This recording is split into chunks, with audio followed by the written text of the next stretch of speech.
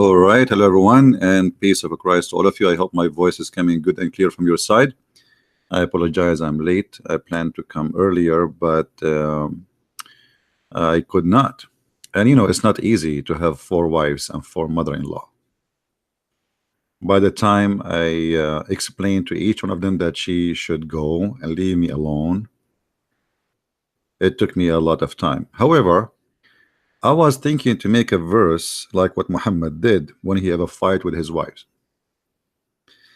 and say to them, if you don't leave a Christian prince alone, Allah and the angels and every believer and Jibreel will take his side and protect him. But then I said to myself, come on, don't let Allah involve in this. Leave Allah alone. He have his 4 mother-in-law too, and he himself did not know how to deal with them. Today our topic is how funny this God can be, or how far he can be funny or silly. My Skype is open for Muslims who would like to call us, and only Muslim please. In the front of us in the screen we have a guy. He is wearing a hat of 2 horns, and I'm sure this picture reminds you of something, right? It reminds you of a man's story in the Quran, which Allah he called him the man with the 2 horns.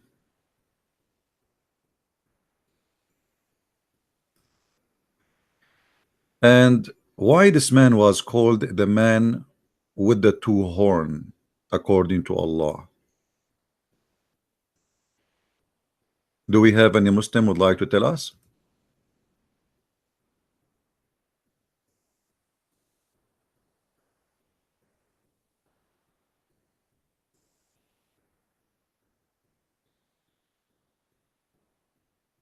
Any Muslim?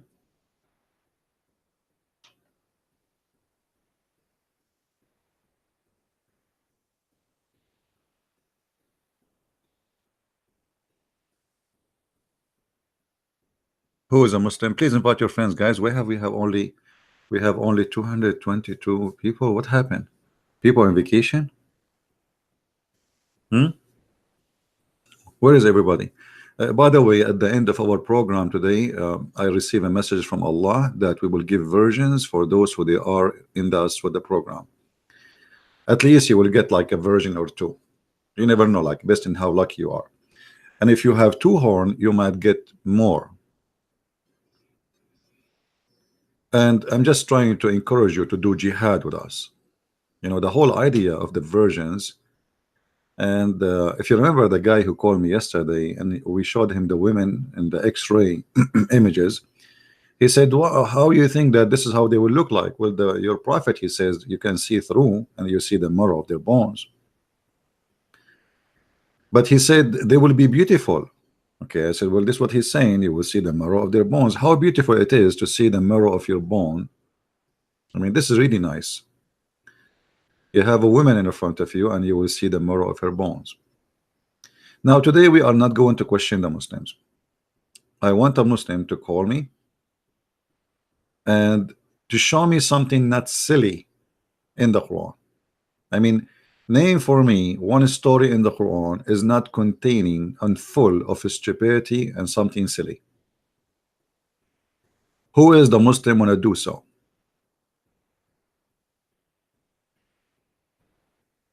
Who is the Muslim want to do so? Nobody?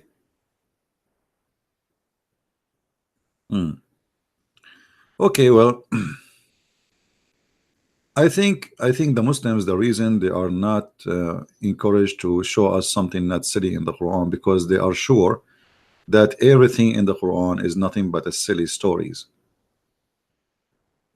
However, Muhammad, he had to add some spice to the Quran to make it more funny. I mean, the Quran alone, it's boring without Muhammad making some spice to it. And by the way, the Quran itself is nothing but made of Muhammad. Most of it is made by Muhammad and the rest is made by Waraqa, and he copies stories from others. But as an example, If we go right now in the hadith, and I will do something in front of you, and I will type in English, not in Arabic. I will type the word fart. Fart.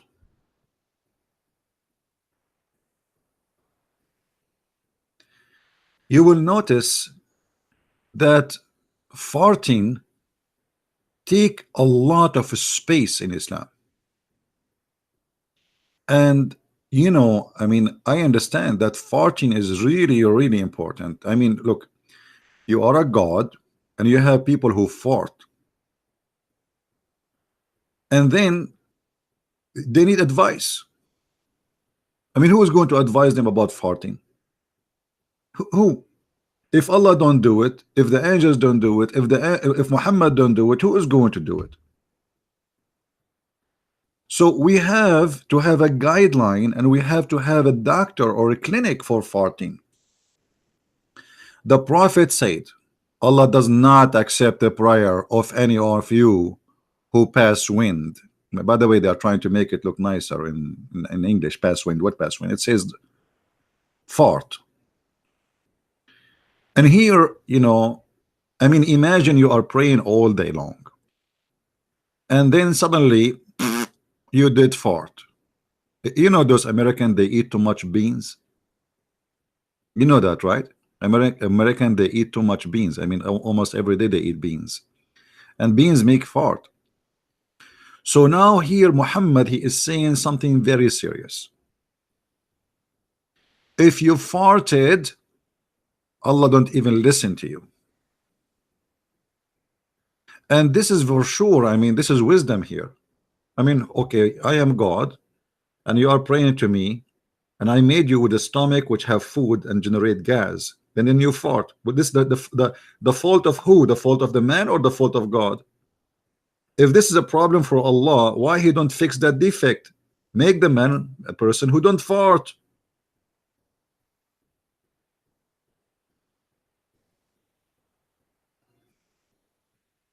Hmm? Excuse me, I need to do it. Anybody heard anything? And not only that, Muhammad, he told them that if you fart but you did not smell it or hear it, it's okay. I mean, how's that? So Allah don't accept fart, or he don't accept fart?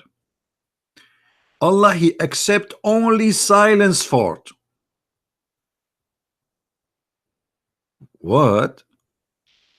Okay, what is the difference between a fart with noise and a fart without noise? Do we have any Muslim can explain to us?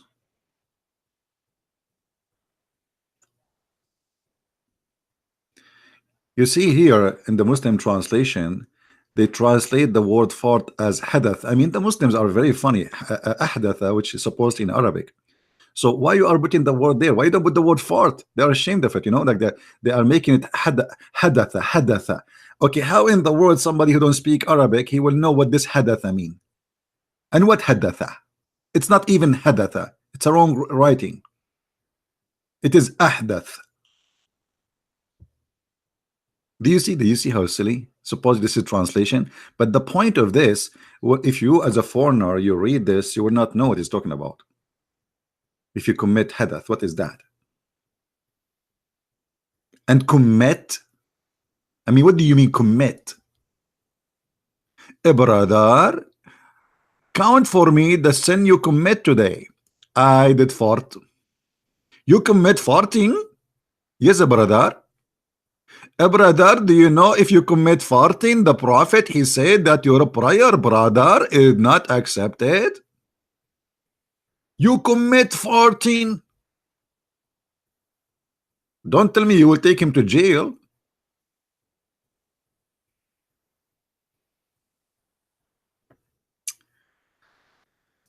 There is a video in YouTube. I wish I can play it for you. The guy, he was telling them what happened when you fart. The whole video is like 30 minutes about farting. I played it once in a seminar in a church. People, they die laughing.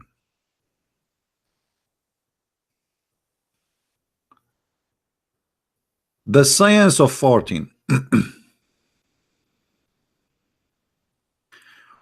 The Prophet said, Allah Messenger said, when he commits farting, meaning a man, and he is sitting in the end of his salat before saying taslim, then his salat is acceptable. Okay, let us make it clear, brother. Your fart in the middle of the prayer is not accepted. Your fart in the beginning of the prayer is not accepted. Your fart almost there before you finish the prayer is not accepted. But if you are almost done, Allah will let it go. Hello? That's, and how Muhammad he knew this? I mean, why what is that? Why the farting is accepted at the end of the prayer and is not accepted in the beginning or in the middle?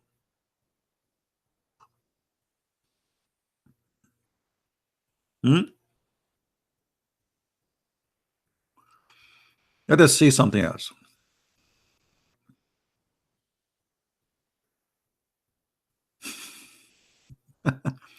Allah Messenger said, the one of you does not cease to be in salat. To me, salat mean prayer again. I mean, don't translate what I can do. As long as he's waiting for it. And the angels do not cease praying for one of you as long as he remains in the masjid, which means mosque. Allah forgive him. Allah have mercy on him, as long he does not commit farting.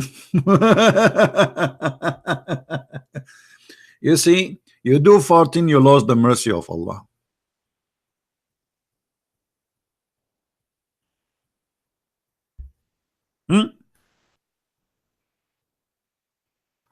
I mean, do you see how serious the situation is?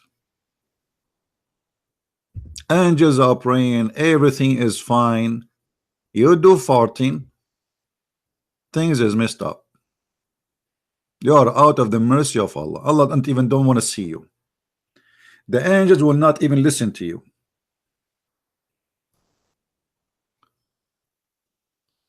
Now I am sure and look like that the farting of Abdul, it goes with the prayer, like in an envelope or something, like whatever you send during the farting, it goes all in a one box.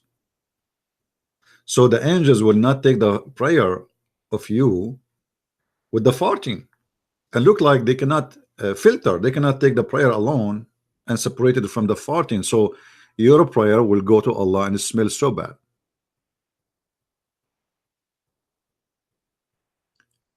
And here we notice, you know, that Muhammad, obviously he have an extra knowledge which we don't have. I mean, obviously he is a prophet of God. Otherwise, how Muhammad became a specialist in farting, yet he do not know how to write, how to read? How a man who do not know how to write, how to read 1400 years ago, he can write books about farting?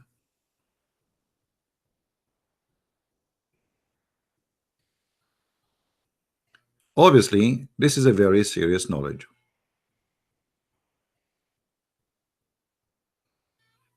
And this is a very clear sign of a prophethood of the Prophet Muhammad. Look, he did not go to school. He did not even have high school. But he know exactly the impact of farting on Allah. Not only that. Not only Muhammad, he says, if you fart but you don't hear it and smell it, you can continue the prayer. Muhammad, he go beyond to the unseen.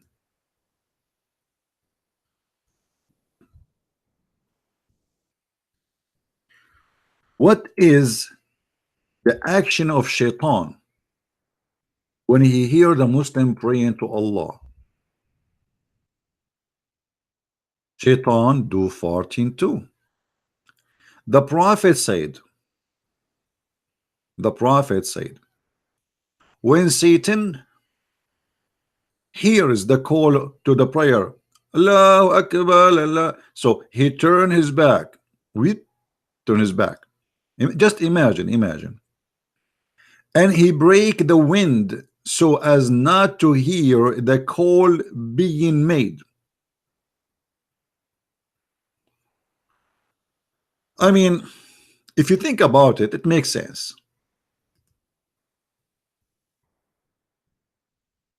We have to be honest.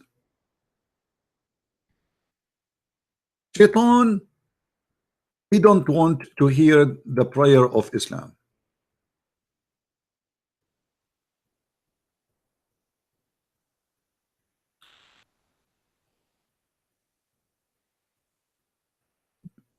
And the Muslims are praying loud. So what he will do? What Shaitan he can do?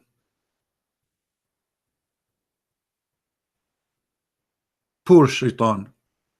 He don't have a stereo. He don't have headphones. He don't have anything. The only thing he can do is farting.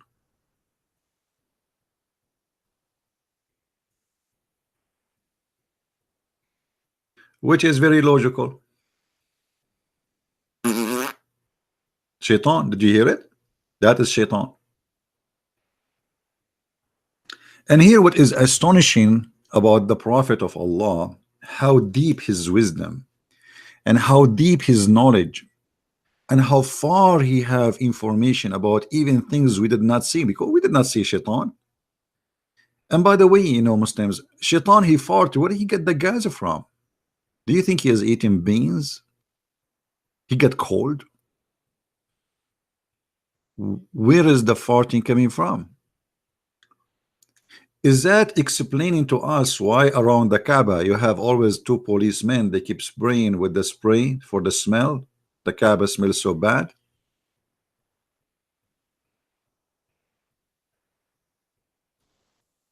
That's amazing. And now we can find, actually, if you study this hadith correctly and carefully, and if you are a scientist, now you can find out the connection between Islam and the global warming. I don't know if you understand what I'm trying to say. I'm sure not many of you in the level of Allah and his prophet. The prophet here, brother, is trying to explain something to us. Let us call Zakir Naik.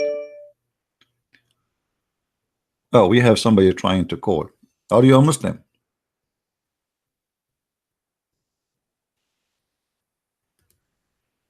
Let us see. Don't call me unless you are a Muslim.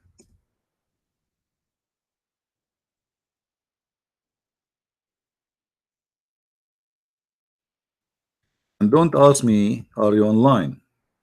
I'm not here to answer you. Subscribe to YouTube, you will know.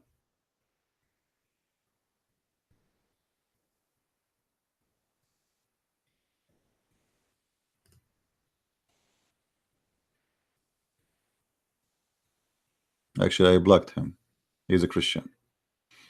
You call me, you text me in Skype, and you are calling me to ask me if I am online.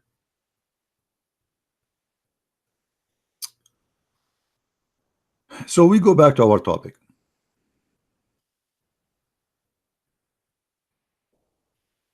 Here you see how deep the knowledge of the Prophet of Allah. According to scientists, cows, they produce a lot of CO, carbon gas, which is very harmful and cause global warming.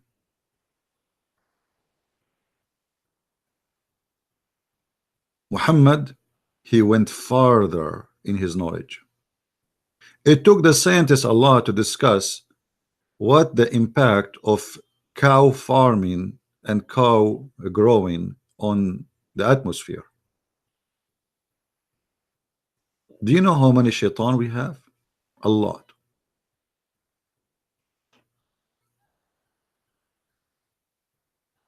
If every shaitan in this earth, he did fart when he hear the Muslim praying, and he don't stop farting until they finish the prayer, can you imagine how much farting and methanol are created?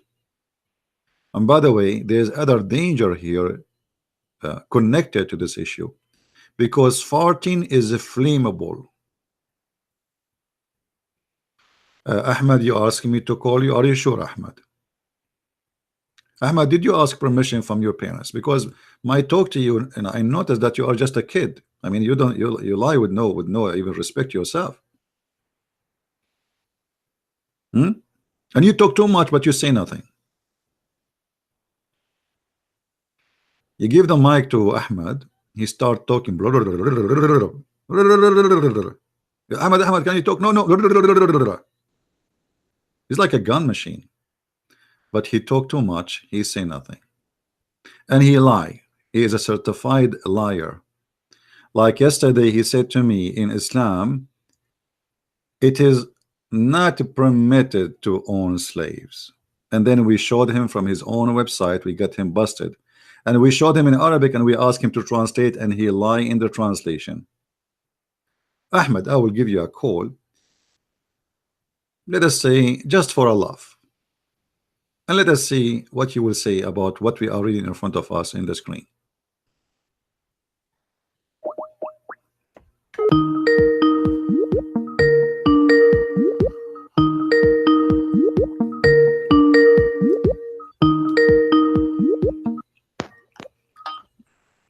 Yes, Ahmed. Hello. Hello. Assalamu alaikum. Wa alaikum assalam. So what do you think, Ahmed, about your prophet saying shaitan he Come fought on, when man. he You are prayed? saying the same thing every day. You are saying I am crying like a baby. You said the same thing about Abdul Wadud. And you said, you know, man, the thing you did, I answered all your question yesterday. And I have a lot of reviews of people today are saying you busted him. Really? And now you are making jokes. You hang the phone on my face 2 times. Okay, because let us go from zero. Everybody is laughing. You said yesterday that Aisha, she was, hold on. Let us see how many lies. No. You said no. I will go back to zero. You said yesterday Aisha, she was 18 when she married Muhammad. This is a big fat lie. And I got you busted. I show you the Islamic website you gave me yourself saying that this is a big fat lie. Number 2, you said to us that a Muslim is not permitted to own slaves. And I show you from the same website you gave me, it says it is the opposite. You are permitted. The one who says it is not true that you are not permitted to have slaves in Islam. How many lies yesterday you told me? What else, guys? Remind me what else he said yesterday. Everything you said, it was a lie.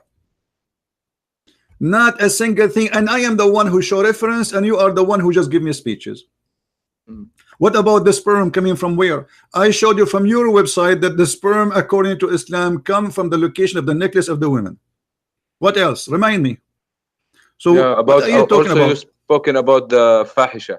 Fahisha, yes, it's about lesbian, and you agreed yourself in the beginning. You say it's not about lesbian, and then after 5 minutes, man, you know what? You know what? When I heard it again today, I did tell you in the beginning. It's not about lesbian alone. It's about lesbian, adultery, about everything. My friend, it says women. It says women. It says women. You speak Arabic, I speak Arabic. Okay, so how women they will do adultery if there's no man? It says your women who do that.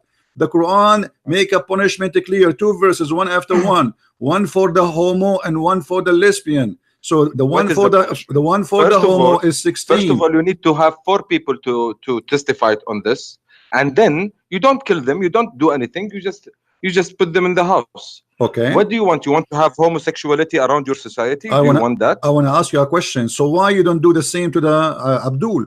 Why if Abdul he commits sin like you, if Abdul like you who became a homo, why you don't jail him until he died? Homo. I am married, I have 2 kids, alhamdulillah. I don't know about you. I'm not saying you are, my friend. This is not my business. You can be if you want. No, you said you are Abdul, you are homo. I'm saying I'm saying why you don't do the same for Abdul. All the Muslims are Abdul. So when we speak no, excuse me, what is Abdul? Abdul is Abdullah. All of you are Abdul. Your prophet says that. I can show you the hadith. All the Muslims are Abdullah. You mean you call us Abdul because we worship Allah, right? You call yourself actually a sheikh. You are the one who told me that you listened to my debate with Sheikh Abdul Wadud, right? His name is Abdul Wadud. Okay, and he said to me, I will give you an example. If there is 2 guys, one his name is Abdul and one his name is Abdullah, correct guys? Even your sheikh he gave me that. So why you are upset? Okay. Okay, now You're we go trying back. to We go verify. back to zero. Okay, now. Let's go to Okay, zero. hold on, Go hold back on. to zero from Okay, today's hold topic, on, please. hold We are on, hold talking on, hold on. about You said to past. me, do you want to have a homosexuality in your society? Well, I'm asking you now, what kind Exactly. of justice to make a differences between the punishment for females who commit the same sin as men? For the women, you jail them until they die, and you agreed. But in the case of men, you beat them with sandals, and if they repent, you let them go. No, we don't beat them with sandals. Okay, let us see. Okay, We listen. Me and in you, the case of no, no, men. no. Me and you. Let us make an agreement. When someone of us says something, you have to prove it. Is that fine? Okay, fine. Okay. I will go right now to But when you Tafsir. prove it, Hold on. and also to prove it, you bring the whole truth. You don't No bring problem. Here something we go. that you. Everything in the screen. Everything in the screen. Here we go. For me, when I say something, I have to prove it. I go to your Islamic interpretation, and your Islamic interpretation is saying My that clearly. interpretation is a guy who's married do adultery, he's killed. He's married. If he's married, he There's no verse. got killed. There is no verse in the Quran for that, and I challenge you. الحد, man, you know, understand what Don't tell الحد me la means? hawla wa la hawla hawla. Show me the verse in the Quran. I challenge you. There's no such a thing. This is you got something from the Hadith. So you Muslim, you don't Okay. follow Allah, you follow Muhammad. No. Listen, This is, hold on. Listen, you see, you Muslims are like a kids. When you speak to me, speak with respect. I am the master of Islam. Listen to this. It Wallahi, says, people are laughing. listen, everybody is laughing at you, not at me. Tafsir al-Jalalain. And when two of you, and he says, who they do the One act question. of adultery or Stop. Because hold on. Let me You talk. don't want me to talk like Let a me guy. read. Let Wait me a read. minute. Let me read. You said to me, show me the No, reference. I don't want you to read. I don't want you to read. I will not address this point. Wait Why? a minute. Why? Let's be fair, because I saw the video yesterday. It was nice, but we talked too much and we lost a lot of time of putting verses on the screen. But we started already. I'm asking you, why Islam punish the women by jail to death if she is lesbian, but you just punish the man by beating him by sandals? This is Quran. Okay, you mean if a man commit adultery, we just punish him by sandals? If he is a homo, read it. It's in front of you. The homo. Okay, no, my friend. The homo, even the man, he have to die if he commits something. This is not in the Quran. I'm asking you about the verse in the front of us. The verse in the front of us, it says, وَالَّذَانِ يَأْتِينَهَا مِنْكُمْ فَآذُوهُمَا. And those of you, the men who do that, hurt them. How you hurt them? Your sheikh explained, beat them by sandals. Wait a minute. You know what adhuhuma means? Adhuhuma. Let me explain. Adhuhuma, there is adhuhuma wa darar. Darar means physically. Adhuhuma means not physically. The opposite of physically. Okay. So here, homosexual. You talk to them and you hurt them by words. And beat them by sandals. Your sheikh saying, your shaky saying, beat them by sandals. So the question is, why in the verse before it, and you agreed that if women they do the same act, we jail them until they die and there's no forgiveness for them, but in the case of a man, if he do that, as you see, we just hurt them by saying word to them or beat them by sandals and you let them go. I will answer you. My answer is for us Muslims. I don't care what you are reading. For Muslims, if anyone, woman or girl, woman or man, if they are married, they commit adultery, they die. That's it. And you can find that in the Quran. I don't care. No negotiation. Guys, did he say? And we can find that in the in the Quran? To be honest, the first time I heard about no. Listen. Did you just say we can find that in the Quran that we kill them? Of course you will find that in the Quran or show Hadith. Me. This is our resources. No, Quran or show Hadith. Me. No, don't tell me or use the Quran. Show me the verse in the Quran. It says if somebody commit adultery, we kill him. Hadd zina. Okay, you still want to lose time on giving verses? No, we will not lose time. Here I spank Muslims. I don't debate them. Muslims are a bunch of kids. They have no idea what they're talking about. You are a person who go to the mosque every day and you pray to Allah and you are married and you have kids and you are a man, but yet you are fabricating stories not exist in Islam. What you are saying is in the Hadith, not in the Quran. So why you are lying? No, I said in the Hadith and the Quran. No, you said to me in the Quran, and then you added Hadith after. Okay, so it's not in the Quran. Okay, you want me to tell you so you agree. So you agree that this is not in the Quran. Okay, now when I get you the that source. Now you don't want to hear No, about I want it. it, no problem. I don't want your source. I know the source already. I know what you are going to say to me. I know what you will read word by word. This is not the question. You said to me, you just admitted that this is in the hadith. The question is, do you accept hadith contradict the Quran? I accept hadith and Quran. My answer. But you Muslim, you say to us always, if the hadith contradict the Quran, we don't accept it. Yes. Okay, but the Quran never says kill them. But the hadith does. It doesn't contradict. Thank you very much. No, it contradict. It contradict. In the Quran there is a punishment. No, in the Quran, punishment is to beat them only, not to kill them. Okay. Should we go to a better point? I wanted to talk to you because you are why talking you are a lot jumping? about Why you are Islam. jumping? Now you are taking advantage of people who are English, and you are a little bit. I'm taking Arabic. advantage and of you you speak Arabic from here and putting words there and trying to be smart about stop changing Let's topic. Why you are taking the word of your prophet against the word of Allah? Which one you worship, Allah or Muhammad? I worship Allah. Okay, so Allah, he says, if a woman or a man they commit adultery, we beat them, we lash them, and not in this case here. This is different verses. Okay. So why you follow Muhammad? We beat them. Okay, continue. Okay, so why you accept the hadith where it says kill them when the Quran did not say nowhere to kill anyone for committing adultery? Okay, my answer is you have a very straightforward question. Why you accept the hadith when the Quran said something?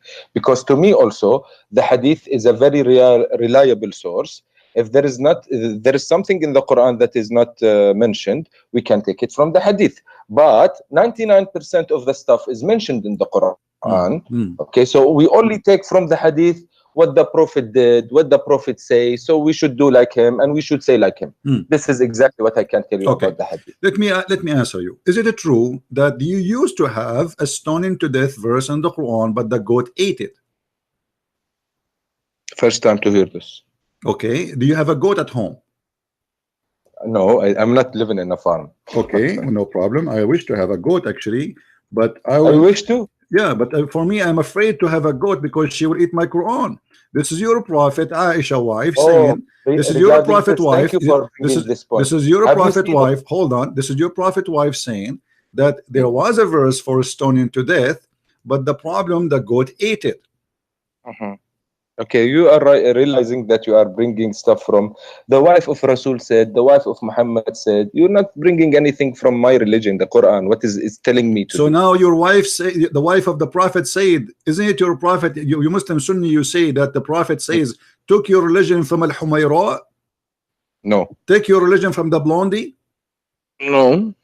Take your religion. Are you from farting God. or what? Why are you asking yourself? Are you farting? Are you farting? From the blondie, Christian? Did you what fart? Does it mean? Did you fart? Did I fart? Yeah. No, I didn't. But I might. Okay, my friend. I knew as long you did fart, because I heard you squeezing and doing something. The prophet, he says, if you fart, Allah don't accept your prayer. Yes. Why? Agree. Why? Because when you are in the mosque, you have to be clean, pure. Everybody, before you go to pray, you wash yourself. Then you go to pray. Okay. But what your prophet said, if you say if you fart before the end of the prayer, it's accepted. No. If you fart before the end of the prayer, you stop the prayer, you go wash yourself and come pray again.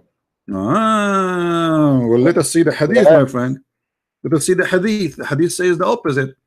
Here we go. Here your prophet saying that Allah don't accept you for your prayer if you fart.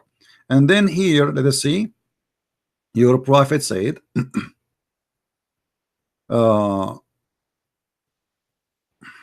okay, read with me. Allah Messenger said, when he commit farting, meaning a man, and he is sitting in the end of his salat before saying the taslim, then his salat is acceptable. So why the farting in the beginning is not acceptable or in the middle, but farting at the end is acceptable? That's also a fabrication. Fabrication? You cannot fart, not in the beginning or not in the end. What do you mean fabrication, my friend? Why it's fabrication? Because I'm praying, as I told you, I pray 5 times a day. You just told me. Let me ask you. Okay. When you fart, what's the problem with Allah? What is the problem? There is no problem. You cannot be a problem with Allah. The Okay, so why he problem don't is with accept you. your Your prayer? message. You are a human being. He created Okay. you. He created you in certain way. You digest food, and the food Yeah. make gas, and the gas turn into fart. So what the problem Yeah. with Allah? This is God teaching you to be disciplined when you Hmm. are in a place like What God, if a somebody God don't have place a like the control? I mean, church. what? I don't know if you have a custom of farting and having shit in the church. I don't think you do, guys. Right? No, hold on. You have a custom. I can show you that you Muslims, you have no problem that dogs go inside the mosque and piss. Do you want me to show you? I can't. No, show me. I don't agree with that. I don't disagree with that. No problem at Don't all. disagree? Yeah, no, don't disagree at all. Why should I disagree when there is a dog that's coming so in? how come if you fart, it's your prayer is refused, and if a dog go inside the mosque and this is the house of Allah, it's fine. Who's praying, me or the dog? I'm Huh? the one who's praying, not the dog. Yeah. So why you if don't the dog even? is is a pissing somewhere in the corner, what should that do with my praying? I'm praying in the front. The dog went somewhere and he Well, pissed. you So are what? there. You are praying in the same ground. You are praying in the same ground where the dog he Ah, pissed. thank you very much. It's about how it's about feeling. We don't take it literally. Read with Like me. wait a Literally, minute. no, I will tell you literally. what What do I mean. literally? What If feeling? there is a dog that Literally, enters my listen. mosque Here we and go. is doing My father said that during the lifetime of Allah Apostle, dogs used to urinate and pass through the mosque, come and go, bzz, bzz, and they piss. You know how the dogs they piss? They piss in your leg, they piss in the wall, they piss everywhere. Nevertheless, Okay. they never used to sprinkle water on it. You don't even clean it. Okay. Done? Finish? Yeah, answer me. How in the world a dog he piss inside the house of Allah, and you Muslim you don't have a problem with that, and at the same time you don't even clean it? I would know. Here, where is your mistake? Sometimes you who on earth doesn't clean where is the piss or what You is tell me. You dirt? Muslims don't. Here we go. The hadith in front of you. The Sahih Bukhari. This is according to you, my friend. We are the most. I think this is my opinion. I think Muslims are the most hygiene people in the world because we should wash ourselves 5 times a day and pray 5 times a day. So Yeah, we are very hygienic. right. Yeah, right. The Muslim, they were the most hygiene people in the world, and your prophet was full of flies. Now, as long you are the most hygiene people in the world. God help you, my friend. God help you. Allah yahdik. Okay, are you going to answer or not? You want to call me names or what? I will answer. No, look, answer me. Question. Why you are not? Here we go. This is the hadith in front of you. This is Sahih al-Bukhari. Don't tell me it's weak. Don't tell me play the game. This is Sahih al-Bukhari, and it says it clearly: dogs get in, dogs get out, and nobody even care. Okay, yes, we don't care. The dog is a creature of God. If it came, I will not beat it out of my mosque. I will not. If I can prevent it to do something before it does it, yes, no problem. But if it's already doing it, I cannot stop it. Khalas, it happened. So imagine if you are peeing. Imagine if you are peeing and you are safe, and someone comes behind your back and stops you. Okay, what if it's a man? Even the man. God, I think there is also an incident with Prophet Muhammad. Someone was taking a piss in the masjid. He was drunk or something, and the Prophet Muhammad and his disciples wanted to kill him because he's peeing in the mosque. And Muhammad told them, "No, leave him alone." Okay. So what does that tell? So you can piss. You can piss. Okay, you can piss in the mosque, and there is no problem with Allah. Yes. No. Why? You said to me we are very hygiene people. You said to us we are very hygiene people. Why a Muslim guy he will piss in the mosque? No, I did say you don't go to the mosque to piss. No, this is a guy. He was pissing when the people are praying in the mosque. He is in the mosque. It's a small room. It's not like a big place. So the guy he zip and he grab his penis and he start pissing. And you're a prophet. He have no problem with that. According to the Bible, when Jesus saw the Jews sitting and buying in the temple, he flipped their tables and he kicked them out. How come your God? How come your God Muhammad don't have any jealousy for? Muhammad is not my God. Alayhi salatu wasalam. He's my prophet. He's your God. No, he's my prophet. Okay. He's not my God. Say the shahada for me. أشهد أن لا إله إلا الله وأشهد أن محمدا رسول الله. Translate. I bear witness that there is no God but God, and I bear witness that Muhammad is a messenger of God. All right. Now, So now you just associate the name of Allah with the name of Muhammad. Why? No, I can say it in a different way. No, you cannot. I bear witness that God. I bear witness that God is. There is no God but God, and I witness that Muhammad and Jesus and Moses and Ibrahim See, this is are not the all shahada. the Don't messengers fabricate of now. God. This is not the shahada. This is not the shahada. This is a fabrication. So the shahada is in Islam is to put the name of Allah with the name of a man. His name is Muhammad. See, And, you didn't like my answer. and we right? just showed you. We just said showed this is you. not the If the shahada. Quran says something and Muhammad says something, you Muslim follow the Muhammad. You don't follow the Quran. You know what? I'm afraid that I'm gonna piss you off, and then you're gonna hang up the phone on my face. Don't forget And about. then Don't forget. I would like you to piss me off. Don't worry. I want you to answer. Until now, you answer zero, nothing. We keep jumping from a place to a place because you have no answer. I showed you that. Please. I showed you how dogs they piss, and you said we have no problem with that. But yet, in the same time, you said to me we are hygiene people. How you are hygiene? Okay, let me ask you. Don't put words in my mouth. Let me ask you. Let me ask you. Let me ask you. Hold on. Hold on. Ask me, go ahead. How your prophet he used to clean himself? I don't know. Maybe he go to wash himself. I'm not interested in how this small stuff, how he go. I should be, but I'm not, because this is not my religion. My religion is the 10 commitments you have. Don't kill, don't steal, be good to your wife, be good to your mother, be good to. This is the commitments. The Quran, I want to talk about this. My religion doesn't say something else. In the Quran, it says don't kill, don't steal, don't cheat. The Quran, all of it is about killing and cheating and stealing. I dare you. Yalla, bring me one. All right, bring here we go. About killing. Bring me one about killing. Let's go step by step. All of it. You choose for me a chapter, and I get you busted. Who's now? You said that when I bring something, I back it with evidence, right? Yalla, please. Okay, here we go. Go, yalla. Verse by verse, please. Because there is one verse that said, if you kill one man, it's as if you killed the whole humanity, and if you save one man, as if you save all the humanity. Okay, but this was not for you. This is supposedly for Musa, as he is copying the Jews. In case you it's don't in the remember. Quran, though. It's in the yes, Quran, right? but this is supposedly Muhammad saying what God he says to Musa, not to Muhammad. So if Muhammad is saying God words, why he should okay, if we go and read the interpretation for this one too, it says that those who they are, the one innocent man is the one who is a Muslim. If he is not a Muslim, he is not innocent. Do you agree or not?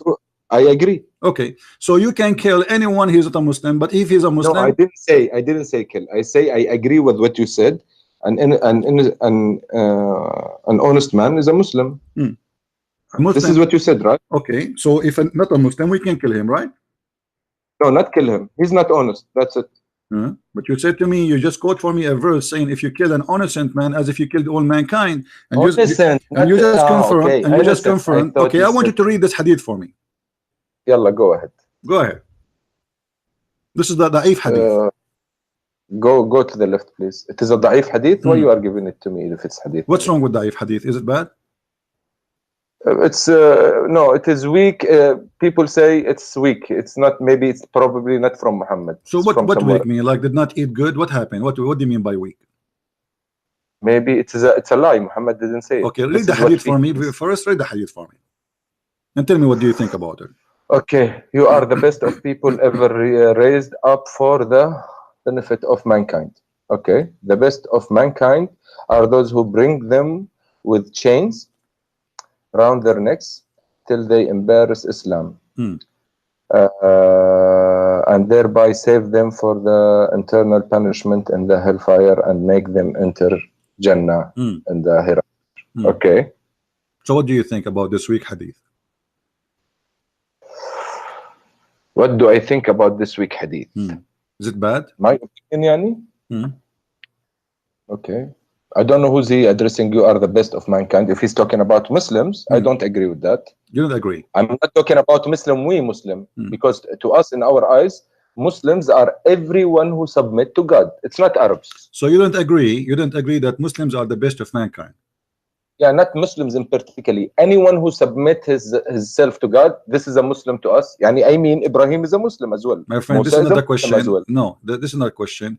Those who submit to Allah supposedly according to you, aren't they Muslims anyway? Yes. Okay, so here, do you agree that the Muslims are the best of mankind? Yes or no? Yes, sure. Okay, and why you have to bring people with the chains around their neck? I didn't understand that. What does that mean? That's mean you attack me and you take me and you put a chain around my neck as a dog and you take me as a slave.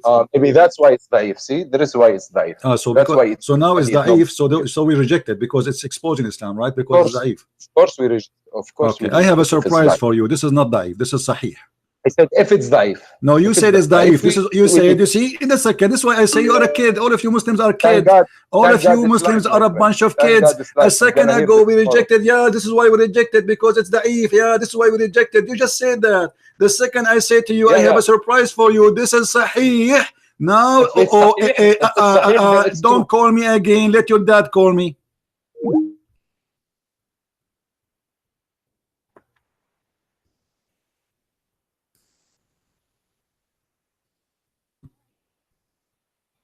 I did not open a nursing school. If you think I'm your mommy and I have nipples, I don't.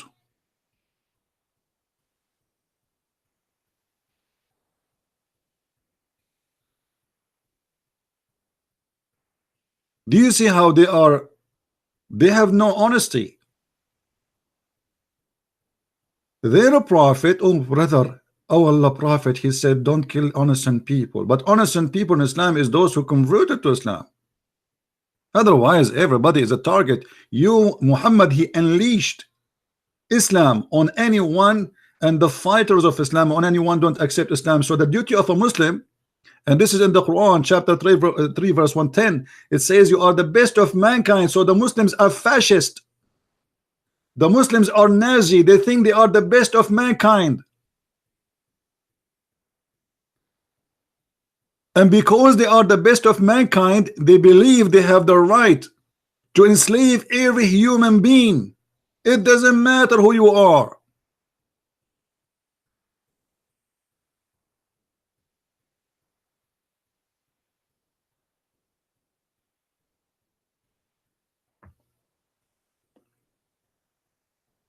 Why?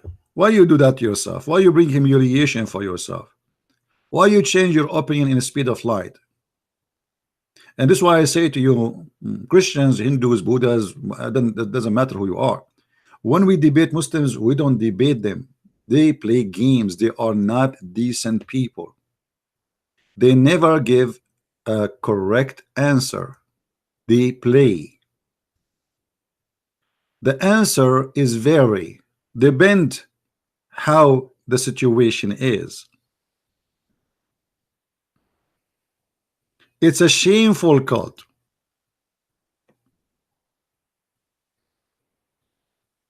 Disgusting cult.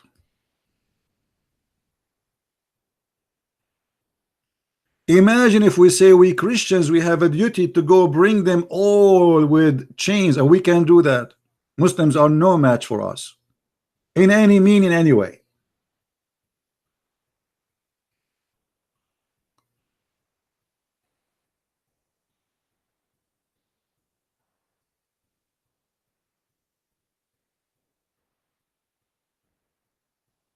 But we are not filthy. Jesus said love your enemy.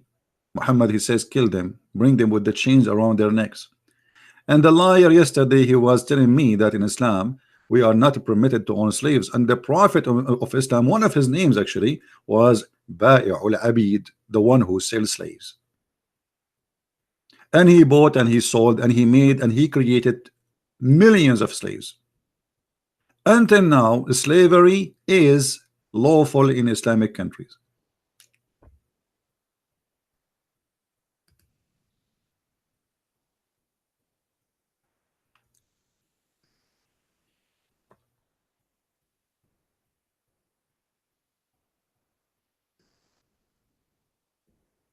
Do you see how shameful this cult is? Why you are calling me Abdul? I am calling you because you are making a joke of yourself. When I destroy you, you hang up the phone on my face. Come oh on. boy, he destroyed me. I did. There is people listening. You know, man. brother, you remind me when you Muslim, you have war with Israel and you lose the war, and each time you claim victory. So the first war with Israel you lost, the second war with Israel you lost, the third war you lost Jerusalem, and still until now you claim victory. No, we are not claiming victory. You do, and you celebrate victory every year. Let me ask you now. Did you say to me that I reject this hadith because it's da'if?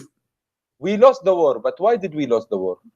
Because of people like you. People in Palestine are killed and dead every day. They are dying every day because people of you. Okay, what? Let me ask you. What you are doing? Okay, hold on. What you are doing? Hold on. If you ask me, I would love to go and join the US, the Israeli army in case there is a war, because this is their land and I can prove it. This is what I want to talk about. You want to talk about this? Bring a Palestinian guy and bring an Israeli guy. Ask both of them. Ask the Palestinian guy.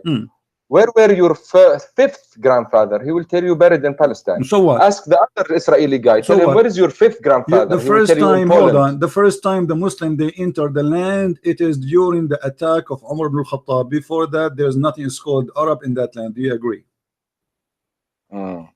Before that, Arab was not exist. Come on, Arabs was we are descendant from the Ismailis. What Ismaili? Don't give me this garbage, my friend. Don't go there now. Listen. In Jerusalem, in the attack of Jerusalem, everybody knows that Umar ibn al-Khattab is the one who attacked Jerusalem and he took it. So and before that, nobody speak Arabic there. Let me ask you now. Let me ask you. The Jews, they say that Jerusalem is their city and Israel is their land. Do you agree with them or not? No, I don't agree. So you are saying whoever says that is a liar. I say whoever says that Israel, their land is in Palestine. Yeah. Is a liar? No. They started there, but now it's not their land. Why now? Palestine land. Why now it's not their land? Why now it's not their land? Who is the one who gave them that land? Oh my God! Don't say oh my God. So say oh my father. So oh my Allah. Okay. Don't say. Wait a minute. Now you are in America, right? No, I am in China now. Okay, America. Didn't they come and they killed all the Indians? No, that's not true.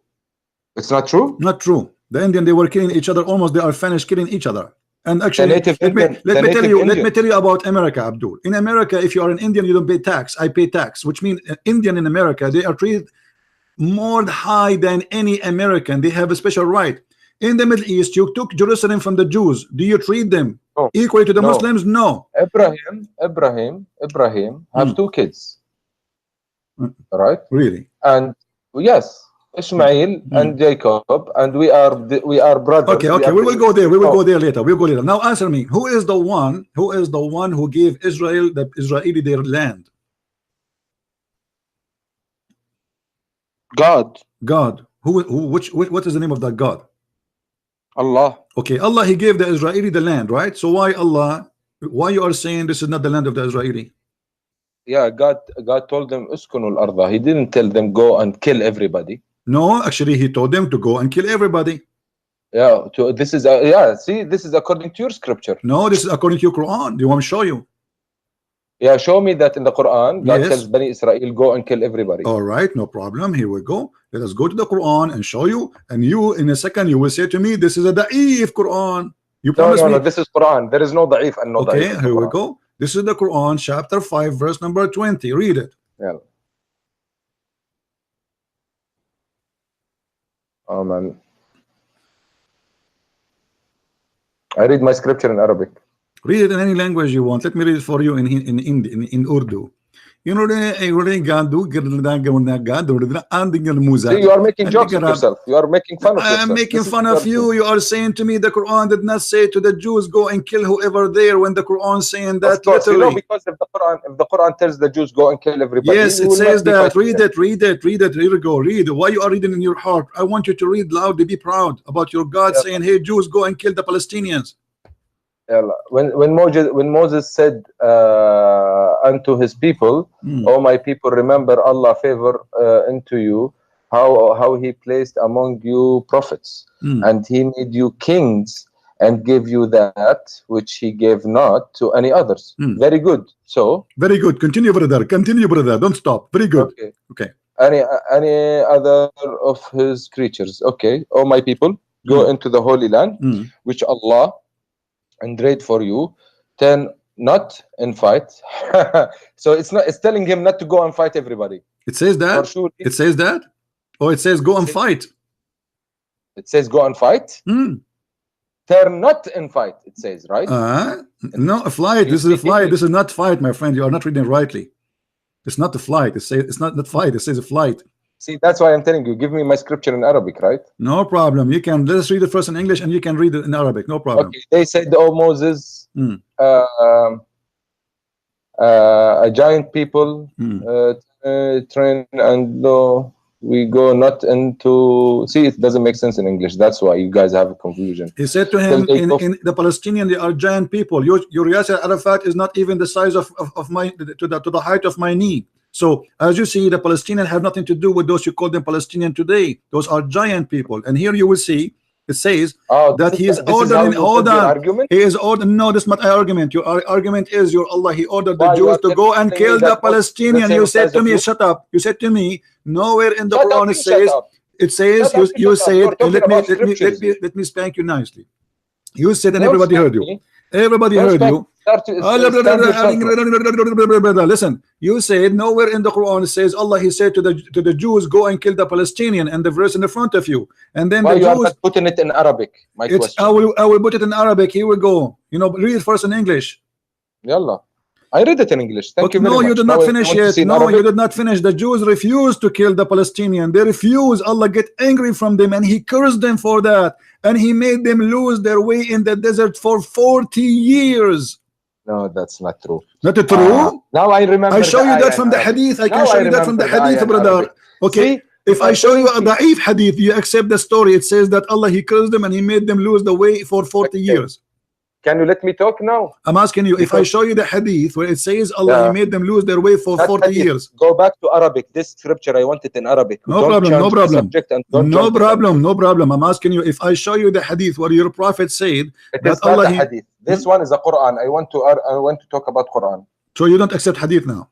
No, I accept hadith. Okay, now I want to talk about this. Don't jump the gun. So now, so because now the Quran did not mention that Allah, He made them lose the way for 40 years, you don't accept it? Oh my God! See, yeah, do you accept that Allah, He made them lose the way for 40 years because they refused to kill the Palestinian, or you don't accept that? No, you don't. It was not. God told them there is a bad people in this place. Go and fight. That was the story, not Palestinian. And what you are saying, you are misleading the people. Those are not Palestinian. They didn't go. Didn't go. Okay, listen. So did Allah curse them because they did not go and kill those people, and He made them lose their way for 40 years? Yes. But you said to me, there's nowhere in the Quran it says Allah. He said, go and kill the people. To me, God told them, go fight these people because they are very bad people and they did corrupt in the land. Go fight them. Okay. Where it says that? Where it says that? Where it says that in the Quran that they are corrupting in the land? Go and fight them. Unfortunately, the Israelis, they felt where it says that those are bad people and this is why you can kill them. Can you tell me why you did put the verse in Arabic? I will put it in Arabic because at first I want to get you busted. You can read it in Arabic in your website. Open your website. I give you the verse number. I give you the chapter number. What's wrong with you? Now listen, and I'm sure you have it in front of you. Now I'm asking you, when you say to me, yes, Allah, He ordered them to kill the people who live in that land, that's mean you admitted that those are not your people. Those are different people, correct? What is your point? Yeah. So now my point is that you are a liar. You Arab know. I'm not a liar. The Arab never been there. We are the Arab. We are the Arab, and you are not an Arab. I think you are an immigrant from somewhere. I am an Arab. You are not. Yemen. And listen, we never been there, and we never enter in that land until Umar ibn Khattab he came. And you are a liar. And here you just said, and you just said, admit, and you just admitted those are not Palestinian. Everybody heard you, guys. Did he say those are not Palestinian? So okay, I am asking you, why Allah created war? Why Allah gave the Jews the land if they don't deserve it? Do Allah knew the future that the Jews are not good? Why He gave them the land? Okay, can I answer now your question? Go ahead. Please let me answer. Yeah. Okay. You are talking about Umar ibn Khattab. Umar ibn Khattab, when he came, he didn't take the land. I'm not talking about Umar ibn Khattab now. I'm talking why Allah gave them. Mentioned Umar ibn Khattab. Why Allah gave the land to the Jews. Stay with me. Focus. Stop playing with your nose. Why Allah He said to the Jews, this is the land Allah assigned into you. He assigned It's a land or the night for you. It's or the night for you, like heaven. So Allah is the one who said that He gave them the ownership of the land.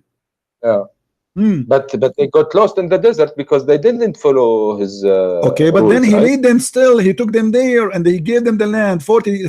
No, He didn't give them. He told them, go take the land if they do His words. They didn't do His words.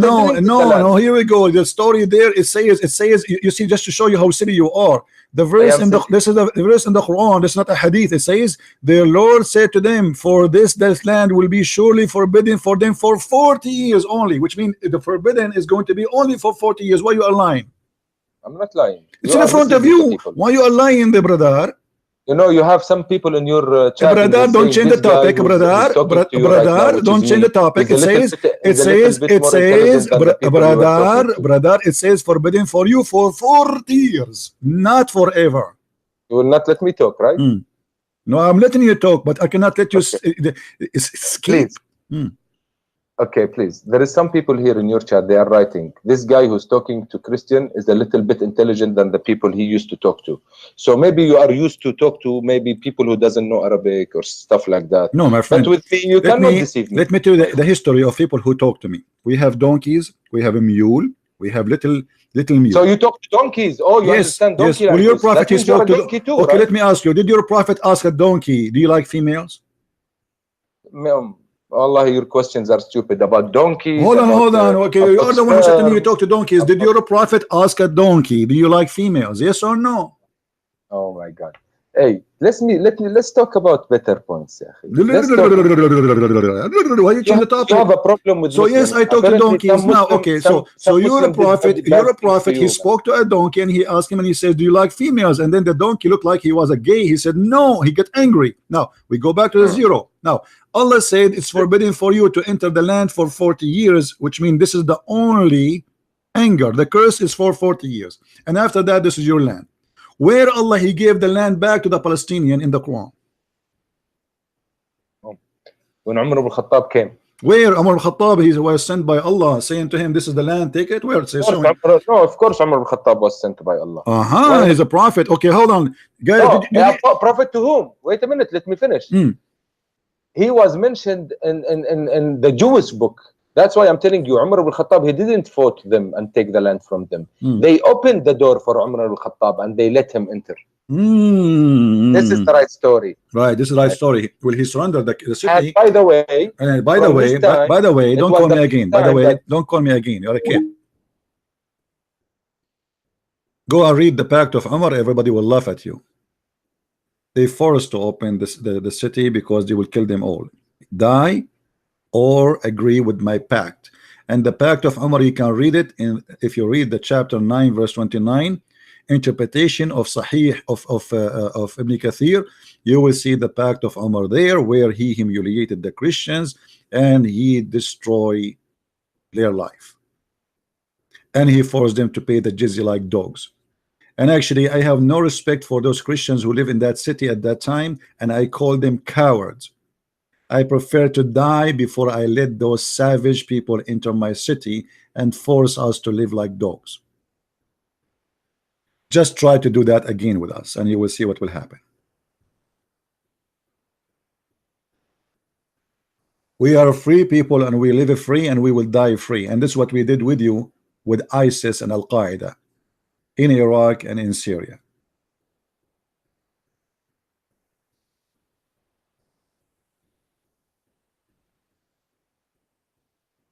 Cowardness will lead you to a disgrace. Jesus never taught us to be cowards.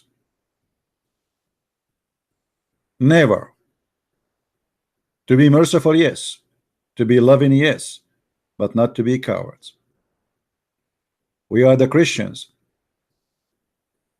and we don't hesitate to give our life for the Lord and to our family and to our land. And the one when I take it from us, you have to think not twice, 100 times before you do that.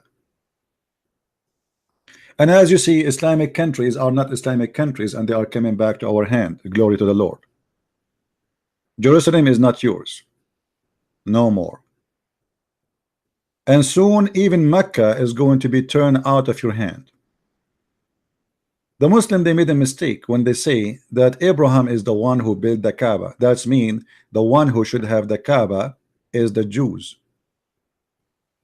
or at least they should have 50% of it. Same time, the Muslim, they lie and they say that Muhammad is from Ishmael, and this is a very silly argument because Ishmael was not an Arab and he is not the father of the Arab, for the Arab was exist before Ishmael. Even in their silly books it says that Ishmael, he married from the tribe of Jarham, which is the enemy of the tribe of Muhammad. So how Muhammad can be from Ishmael? If Ishmael, he did not marry from the tribe of Muhammad, he married from the enemy of the tribe of Muhammad.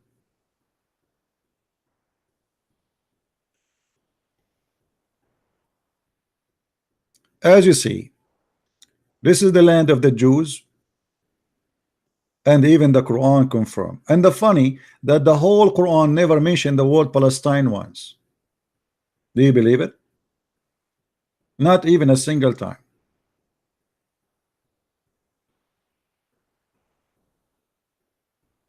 Imagine I am an Arab and I marry a Chinese, yet my son is a German. I mean, how silly that argument is. Ishmael is a son of his father, and his father is Aramaic, and his mother is Egyptian. So at least we can say he's half Egyptian, half Aramaic. How that can make him the father of the Arab when the Arab, they are exist before him? They say to you that he married an Arab. So if I go right now to China and marry a Chinese, I became the father of the Chinese. The Chinese exist long before me. I just marry a woman. Even the Quran confirm. It says that call them by the names of their father, which means the sons should follow the identity of the father, not the identity of the mother. Which means if the children of Ishmael are born, they should be called as Ishmael called. He is Aramaic, for Ishmael is born of Abraham, who is Aramaic too. Very silly, stupid argument. It goes even against the Quran. And nowhere in the Quran it says, even in the Quran, it says that Muhammad is from Ishmael. Not only that, the silly Quran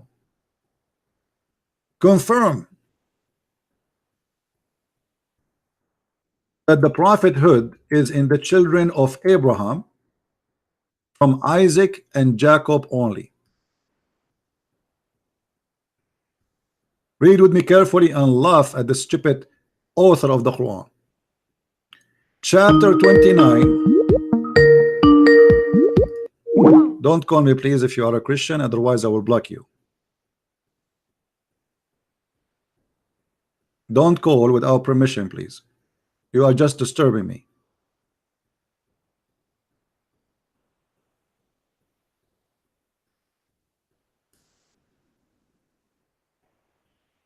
And we bestowed on him Isaac and Jacob, and we established the prophethood and the scriptures among his seed. Which seed? As you see, he mentioned Jacob and Isaac. Do you see it?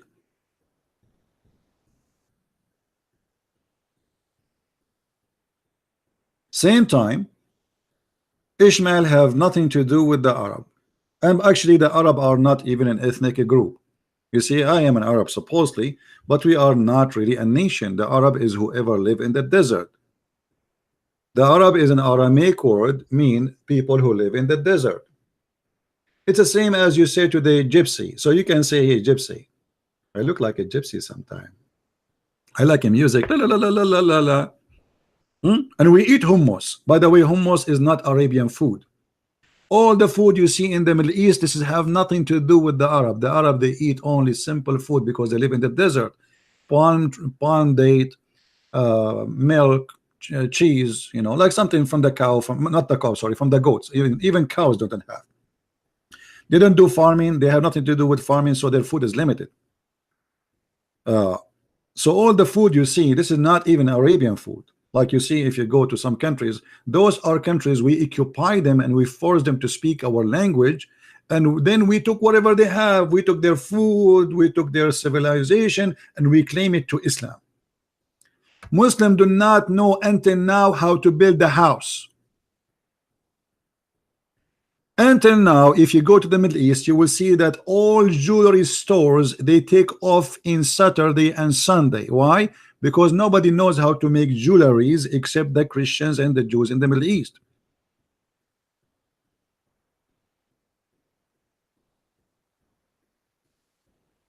Even the mosque of the Muslims is built by Christians. And the one who they are great and wonderful, they are hijacked by the Muslims. They used to be churches. As an example, the mosque, they call it Al-Aqsa. This is not a mosque and never was exist. This is the temple of the Jews. As an example, the biggest mosque in Damascus. This is not a mosque, this is a Christian church. Same in Egypt, same in Iraq, same. You go, same in Turkey. All of Turkey is not their land. There's nothing called Turkey. This is the Constantinia, and this is our land, and we will take it back. No matter how long time goes, we will have it, and our church's doors will open again. It's just a matter of time.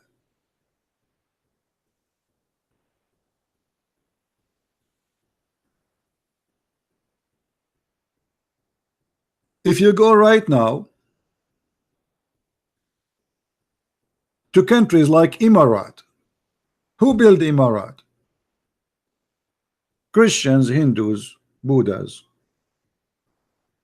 Muslims, Big Billy sitting home doing nothing.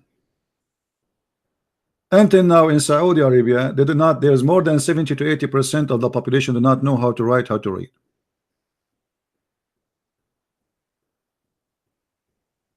They don't even have people who clean garbage in the street. Even those, they import them from abroad. It's a lazy nation. I am from there, and we know what we are. I'm talking about myself, my people, not talking about someone is a foreigner. And then in the top of that, we have something called the month of Ramadan.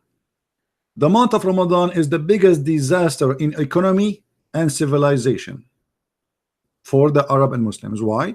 Because you have 1 month a year is dead month. People do nothing. Nothing. Big Billy. And yet they claim they are fasting. In fact, in the month of Ramadan, everybody gain weight at least 10 to 15 kilograms.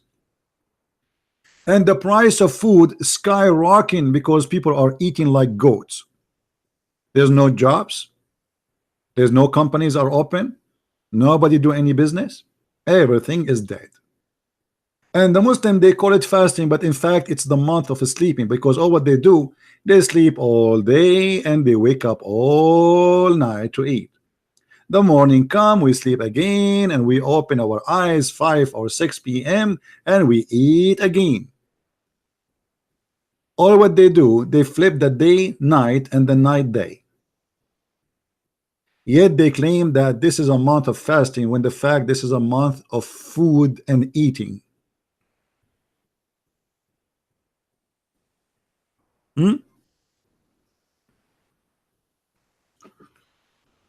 Now,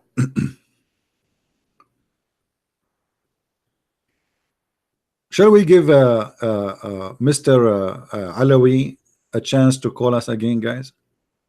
What do you think? Do you like him? Be honest with me. Do you like him? He's funny, isn't he? He's funny, but he's he's a kid. But he's an adult. He's not a kid. He's like, maybe, I don't know, maybe he's 30, 40. I'm not sure how old is he. But and funny, he says to me, people then the text, they are saying that I am smarter than the rest. And if you are the smarter than the rest of Muslims, how horrible the situation for Muslims then. If you are the smarter, and you are saying you agree that you are the smartest between the Muslims, how bad the situation, my friend, is. If this is the smarter between the Muslims, I mean, this is really a big problem.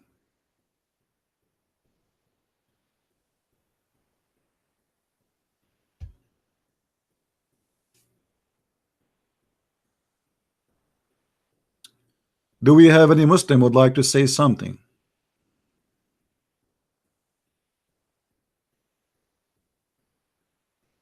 Hmm?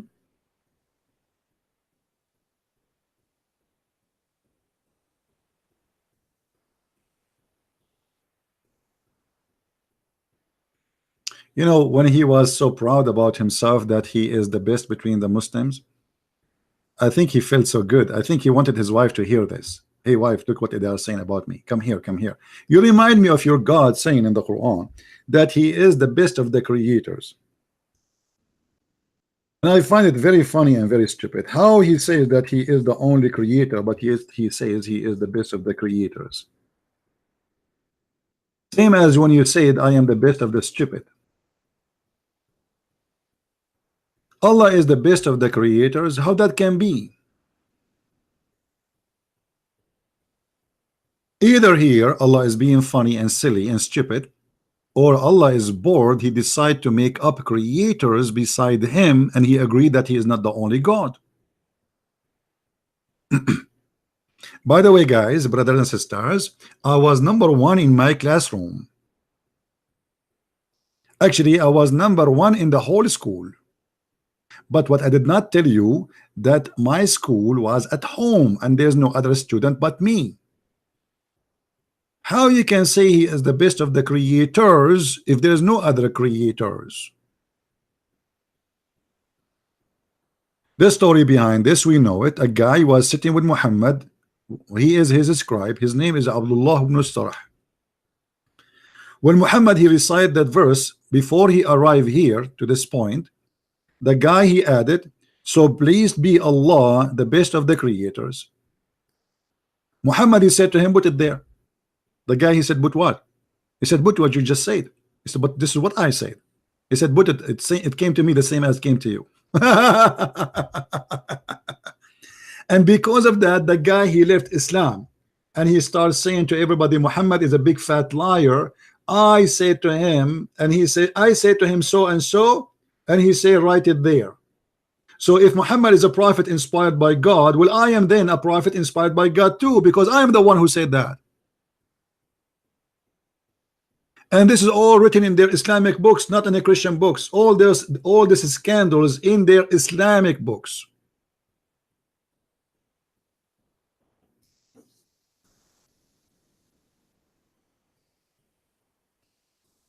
Do we have any Abdul? Mayday, Mayday. Huh?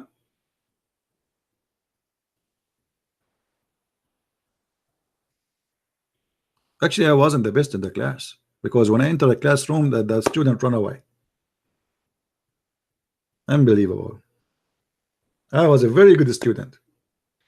I have a good grade, don't take me wrong, but I don't know, for some reason I don't like you see the system in the Middle East, the teachers, they treat student as slaves, and I cannot take that.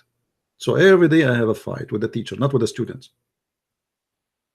The teacher, he go to the classroom, he says, where is this guy? Where is this guy? They hear news about me. He said, listen to me, I am not like the other teacher. I'm warning you. If you think you can do the same to me as you do to the other teachers, I am not the same. And all the kids, they say to him, yes, yes, sir. All of them, they say the same as you. Just wait. They used to slavery. I'm not used to it. They love to dictate. They love to make you a toy. The mentality of Islam have an impact on everything. School, government, everything, even household. The parents in the Middle East, they feel they own the children. It's not like a gift from God, so they treat them like slaves. The government, they own the people. It's not we are serving the people. And this is exactly what Muhammad he did. You see, the Muslim, they lie to us and they say Muhammad was a very just man. Muhammad was servant of Allah. Muhammad, he made verses saying, who wanna give me her vagina? Not only dictating your life, he is dictating the vagina of your wives.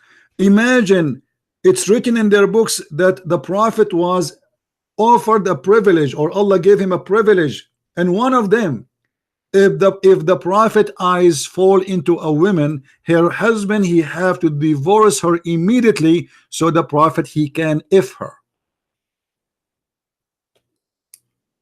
Have you ever heard of a religion like this? If the prophet eyes fall into a woman bum and he like it, you the husband, you have to get rid of your wife immediately, otherwise he will kill you.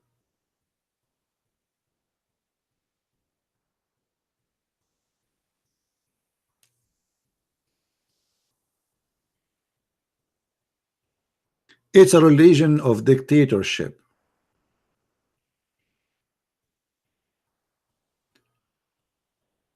Anyone knows where we can find the video where the guy he said to us that Allah he made Adam sin because Allah wanted to be known? If somebody have that video, if you know where we can find it, so give it to me so we can play a little bit of it. Imagine even that the sin of Adam, Islam teach that Adam was a victim of Allah. Allah dictate the sin of Adam. Allah dictate your sin, my sin. Allah wrote your sin before he created you as a destiny, which means you do not have a choice to do or not to do.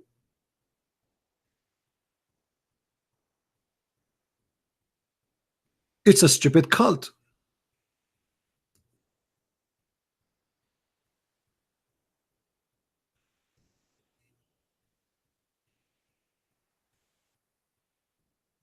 And as you see, everything we're saying, we can prove it. Easy.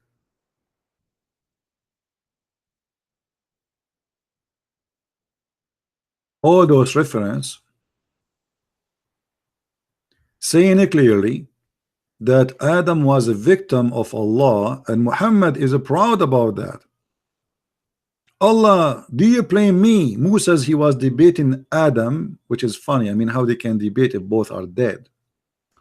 But let it go. Muhammad, he say things. So Adam and Musa, they have an argument and the debate.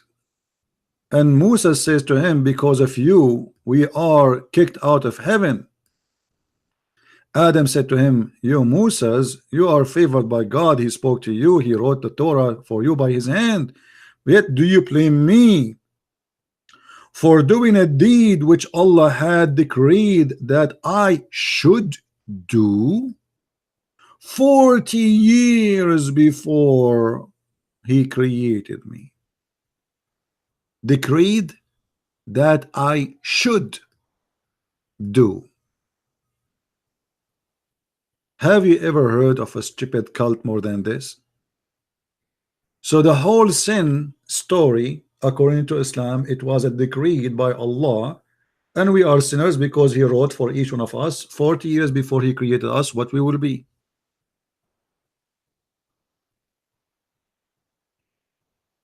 How that can be from God? This is not about knowing the future. This is about decreed what I should do. A Muslim, he tried to play game. He says to you, oh, this is about God. He knew the future. This is not about knowing the future. This is about writing the future. Decreeing the future, which you should do. You cannot escape.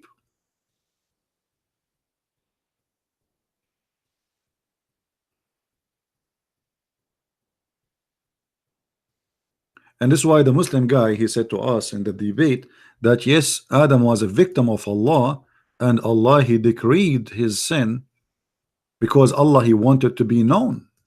Allah wanted to be known. Well, nice to meet you.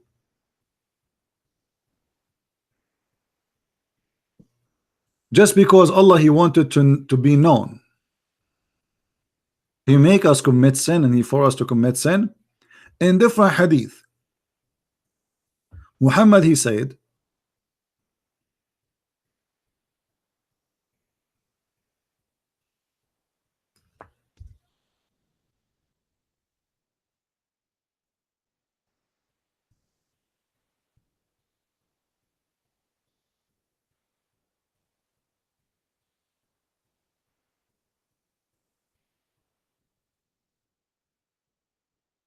that if you do not commit sin. Allah will destroy you and replace you with people who commit sin. If you study this statement from Muhammad, it's a clear statement from him of how he is trying to scare the Muslims, saying to them, you should do sin as much as you can, yet just ask Allah for forgiveness. That's it. This is the whole idea of Islam. And your sin is a destiny, it's not even a choice. And here you will see that Muhammad here give us a very clear image that his God is a self. He have suffering from self loneliness. He is lonely. He need people to say, please forgive us. By him, who is the hand is my life. Muhammad is swearing by Allah. Muhammad swear by Allah. Allah swear by the fig. Allah swear by the day. Allah swear by afternoon. I never heard of a God like this. If you were not to commit sin, Allah would sweep you out of existence, and he would replace you with people who commit sin and seek forgiveness from Allah, and then he would burden them. So Allah have a special joy. The joy is commit sin, so you can say, please forgive me, please, I need to be forgiven, please. If you don't commit sin, you will not ask for forgiveness, and Allah will not enjoy his life. So when you commit sin as a Muslim, you are doing a favor to God.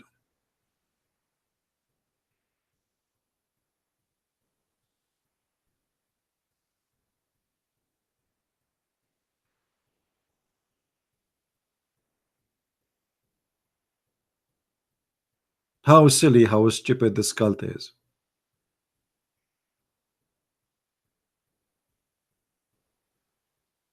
Abbas is just a kid. If he can bring somebody with him, I will take his call. You have to bring an adult with him. If he can bring an adult, I will let him talk.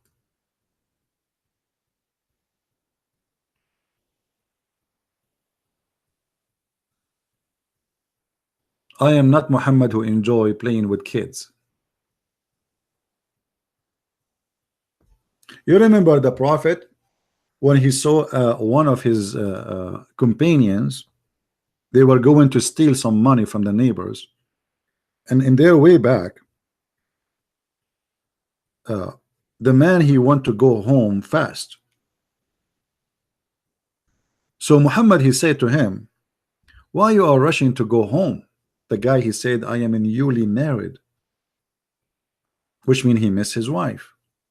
Muhammad, he said to him, why did you marry a widow? Did you marry a woman she is not a virgin, or you didn't marry a little child? The man, he says, well, I married a widow. Muhammad said, why you stupid, you do that? Why you don't marry a young girl so she can play with you and you can play with her? Muhammad, he encouraged a man to marry Aisha again, a girl with some dollies and Barbies.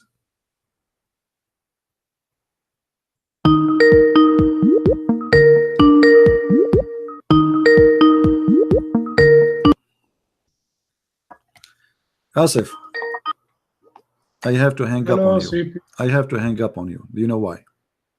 Okay, sir. Because we said all Christians, please don't call unless you ask first if you can call. Sorry, CP. All right, no problem. I'll ask you. No problem. Thank you. Sorry, CP. Yes, Ahmed, why you are calling again? Yeah, okay, I'm calling because you are saying nonsense, man. Why? Okay, here we go. A man, his name is Jabir, and he married a woman, she is a widow. And your prophet saying to him, why you don't marry a little baby so you can sport with her? And this is da'if hadith. Okay, you're saying it's a da'if hadith. Now you're gonna tell me no, it's not da'if hadith. It's a strong hadith. Are you scared now? Are you scared? So what do you say about your prophet saying that? Okay, can I read it in Arabic, please? Sure, sure. Go ahead. Oh, go. How's your Arabic doing, by the way? Put it in Arabic, طيب. Okay, طيب.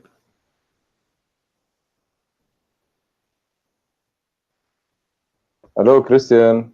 I put it for you in Arabic. Go, read. Wallah, wait. Wait, please wait. Because you have you always like to hang up on the people. What I can do? I mean, I lose my patience with kids. But this, I want to address 2 points or 3 points before you close. No problem. Let's finish this one and you can go. حدثنا آدم حدثنا شعبة حدثنا محارب قال سمع بن جابر بن عبد الله رضي الله عنهما يقول تزوجت فقال لي رسول الله صلى الله عليه وسلم ما تزوجت فقلت تزوجت ثيبا, which means he married someone who was divorced. فقال ما لك وللعذارى ولعابها فذكرت ذلك لعمرو بن دينار فقلت عمرو سمعت جابر بن عبد الله يقول لي رسول الله صلى الله عليه وسلم هلا جارية تلاعبها وتلاعبك. Right. So your prophet saying what? That why you don't marry someone so you can, she is a virgin, so you can play with her. Explain to us how it's different to play with the virgin and why he cannot play with the women she is a widow or she is divorced. Okay. And it says Jariya, which means a young girl. So why your prophet advising a man who is already married? You are married, right, Ahmad? I am married. Okay, so imagine you see your prophet, with my respect, your wife, and he says to you, hey Ahmad, did you marry a woman, she is a virgin, or no? You say no, I married a divorced woman. And then he says to you, why Ahmad, why Habibi, why Habibi Ahmad, Habibi, why you don't marry a young girl, Habibi? They are fun, Habibi. We can play with them, Habibi. Let us play with the girls, Habibi. It's good to have a young girl so we can play with her, Habibi. What do you think about that? Okay, Wallahi, Christian, if I come to wherever you are one day, I will offer to be your friend, I swear. No problem. Because you're a funny guy, huh? I agree. Habibi, but forget about me, funny guy. It's the funny is your prophet here. I mean, the guy is happily married. He wanna go and see his wife. What the business of Muhammad? Okay, why you have a problem with this verse? Can you tell me? If I okay, with my respect, your family. Again, I'm not insulting. Thank you very much for. Let us say your sister is married to a guy. His name is Jabir. And then I am a prophet Muhammad, and I said to Jabir, hey Jabir, why you married the sister of Muhammad? Habibi, Jabir, what's wrong with you? Marry a child. Habibi, married a child, a young child, Habibi. So it's fun, so we can play with them. And you are saying to me, what's the problem? Be honest, you will not be angry. You will not be angry if somebody is saying that to your brother-in-law. I will be honest. First of all, theoretically, I don't know where you bring this from. You will say now it's sahih, maybe not. There is 6,000 saying or hadith from Rasulullah. Now 1, 2. What is the problem with this? Okay, one guy is telling one guy, why you married a 30 years old woman when you can marry a 20 years old woman? My friend, so what is the problem? My friend, okay, hold on. First of all, he didn't say child. You are taking a child. No, it says Jariya. It's a child. It's a young female. Secondly, you are saying what's wrong? I mean, a guy, he is married. Why you are tempting him? You are tempting the man to leave the wife he have and to look for a child, and the purpose is what? Is not to have a family, it's just to play with her. Is that ethical for you? Be honest with me, Ahmad. Is that I am honest with you, I am honest with you. My question, my answer to you will be as I told you, I don't know where is this hadith. This is the first time I heard it. Second of all, you are talking about ancient Arabs, man. It's the same point you talked to me about Aisha yesterday. He married her, you said it at 6. There is people saying at 9. You don't know, people, and even Jewish people, even 1,000 years before Muhammad, they were getting married at 6 and 7 and 8 and 9 and 10. My first huge woman at my first wife was an embryo. Your first wife what? Was an embryo. What does that mean? Sorry, I didn't understand. Before she was born, I got married to her. And we have babies before she was born. I mean, what are you talking about, man? Listen, here we go. We have an ethical problem here. What is the business? The man is not complaining. The man is not complaining. He is happily married. He want to go and see his wife. Why the devil? This is the devil.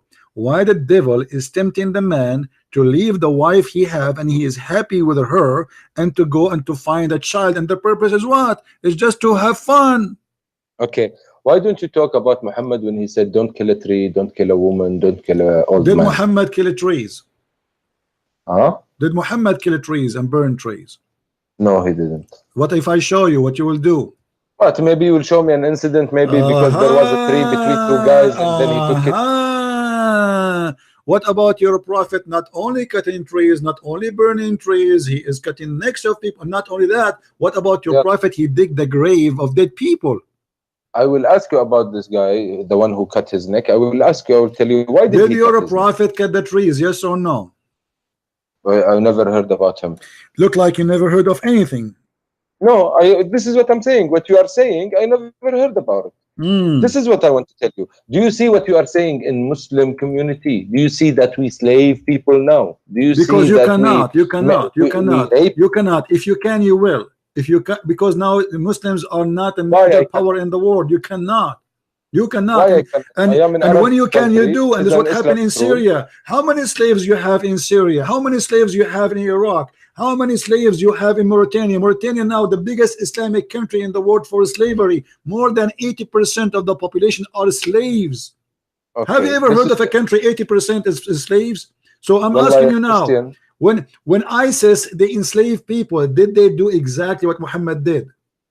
Okay, Wallah, ya Christian, to be honest, I went to Syria. I didn't see slavery. I went to Egypt. I didn't. Where you went? Slavery. Where you went? Did you go to under Islamic rules? I went to Aleppo. I went to Damascus. Of course, before the war. But this is not Islamic. This is not. This is a secular guy. The leader there, the government is secular. If we have an Islamic country, real Islamic country. Wait a minute. If you're saying it's not Islamic, why you just brought it as an example? You said in Syria there is slavery. Well, I was talking about Syria just whatever they establish Islam, you have a slavery. ISIS is a true Islam and they have a slaveries. ISIS are not Muslims. Really? Why? Because first of all, they are not carrying they are carrying American weapons. Thank you very much. You are carrying American weapon too. What country you are from? I am from Yemen. I'm not carrying. Don't you carry American? I can show you right now. You are carrying American weapon. No, okay, yes, even if though we are carrying Russian and American weapons, who are selling this. You Abdul, you cannot make even you can make even a needle, so you have to carry our weapon. You admit now this is not the problem. The problem is. Thank you very much. So you are the only source to get the weapon. So how did ISIS get this weapon? They attacked the Iraqi army, and the Iraqi army, the coward, ran away, and they took all their arms.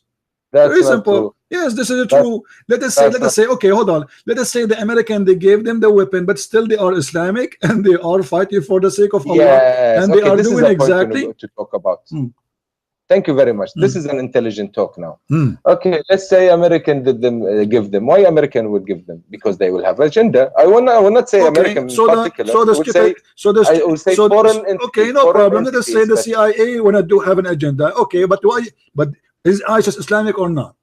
Of course not. We all redeemed them. Okay, let us do this. Let us do this. No, you did not redeem anyone. The one who fought them is not the Muslims, is the Christians and Yazidi and Kurdish, who they are not Muslims, and the Christians. Well, now listen. This is what you say. Okay, let me ask you.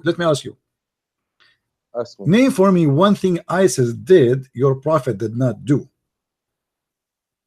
My prophet did not burn one man alive in a cage. Okay, what if I show you that your prophet, he was even going to burn Muslims for not coming to the mosque on Friday? I will not believe it even if you show me. Even if I show you? Yes. Why? Because I trust my religion. Because my religion message is different than what you are telling me now. It's real. Listen, what you are saying now, Christian, be logical. What you are saying now is a very old argument. Why? Because there is 2 billion or 1.8 billion Muslim now in the world. What you are saying is like, my friend, first of all, you Muslims are not even 1 billion. You count everybody live in the Middle East. You Oh, count really? everybody live in Indonesia. You Are count you, everybody. are you, Yes, I know what I'm talking about, and you are not do the you realize, majority. do you realize that you are talking in front of thousands of people listening to I'm you? talking Anyone in can front go of and thousands of search. people. Let me ask you. Let me ask you. Indonesia is the biggest Islamic country in the world, correct? True, true. Do you calculate all the Indonesian as Muslims? No, not all the Indonesians. No, you do. Maybe, When you maybe there is calculate some Muslims, Christians. stop lying. When you calculate, you say, okay, Indonesia have the 200 million something. All of them, they are Muslim. And the fact, this is not true. More than 10 to 15% are Christians, Oh. and there's other Hindus, and there's the other religion. Same as you do in So- all other countries. Same when you calculate Malaysia. So when you calculate Egypt. Very good. So can you tell me, please, how same this time, 15% are living among the Muslims? How many people in Saudi Arabia are Muslims? How we will know?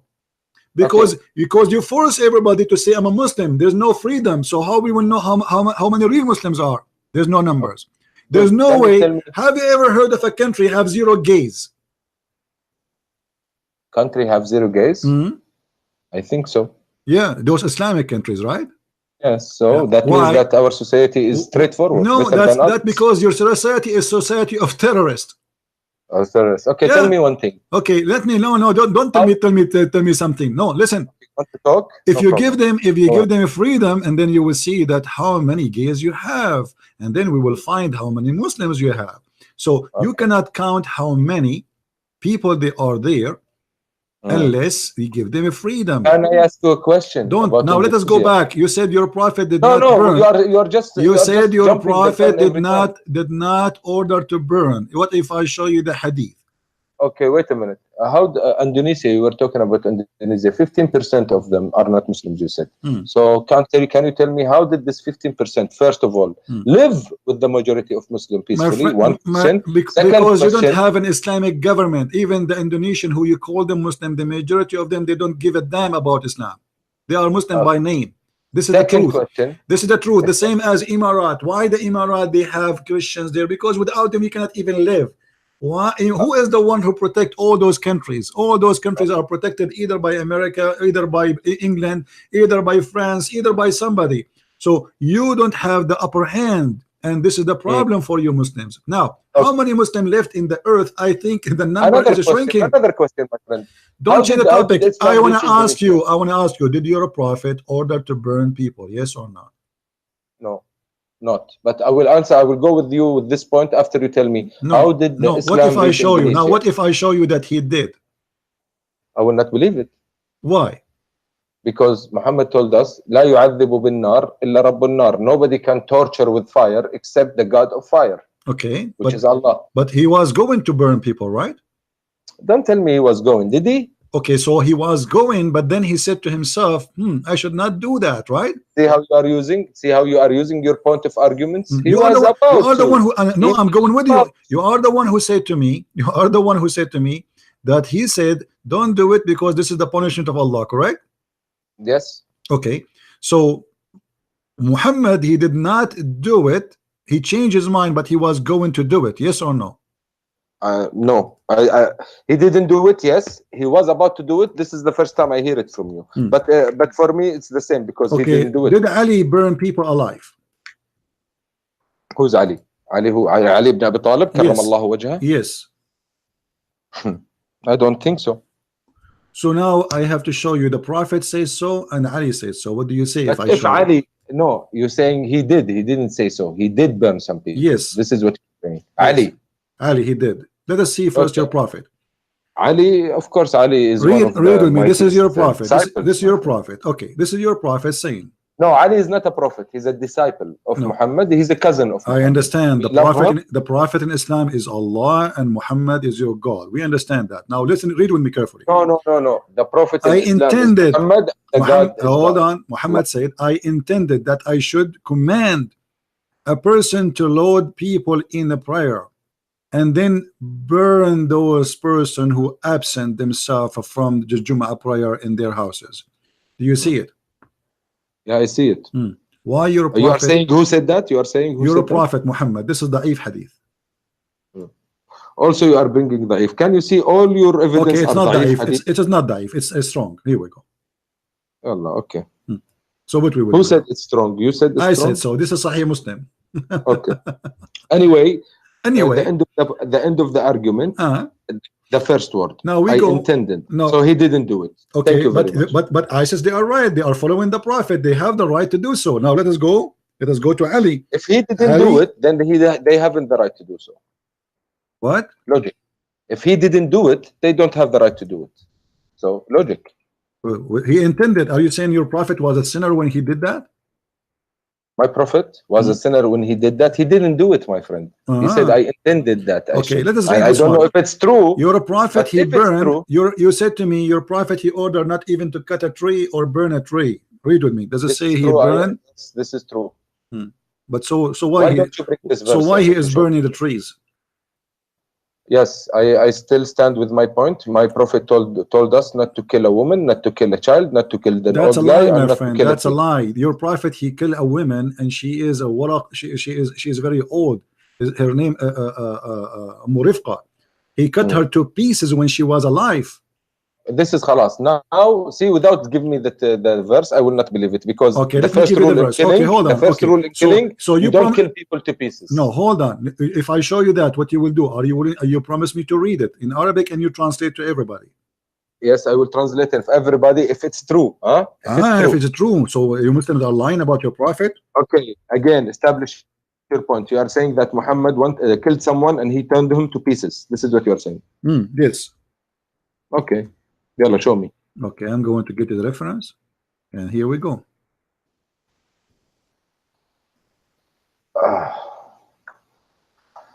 Let me refresh the page again.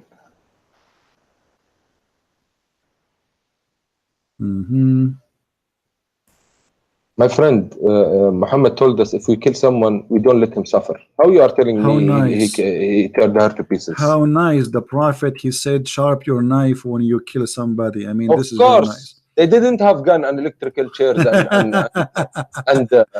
whatever. The peaceful way to kill someone is to cut his neck. Okay, hold on. Okay, here we go. This is the way in Moses' time. This is the way in Jesus' time. Right. Okay, hold on. Let us see. Let me get me the reference. All right. The peaceful way to kill someone, cut his neck, so he won't suffer. Okay. Yes, it's savage because now we have gun and technology. It can be faster and easier, but they didn't. All right.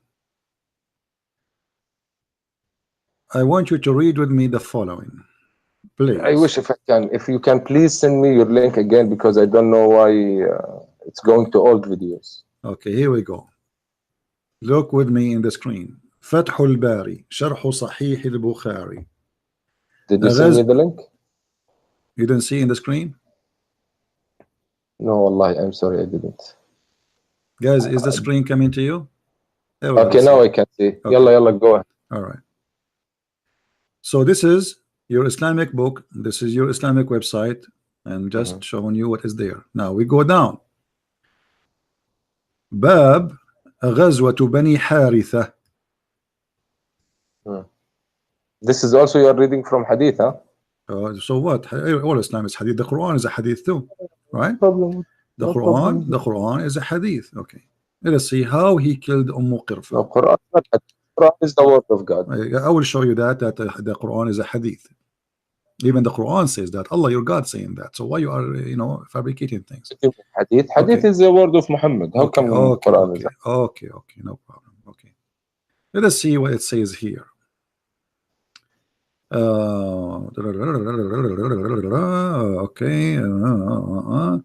And then, listen, well, I want to talk to you about good points. Hold on, read with me carefully. The last line, please.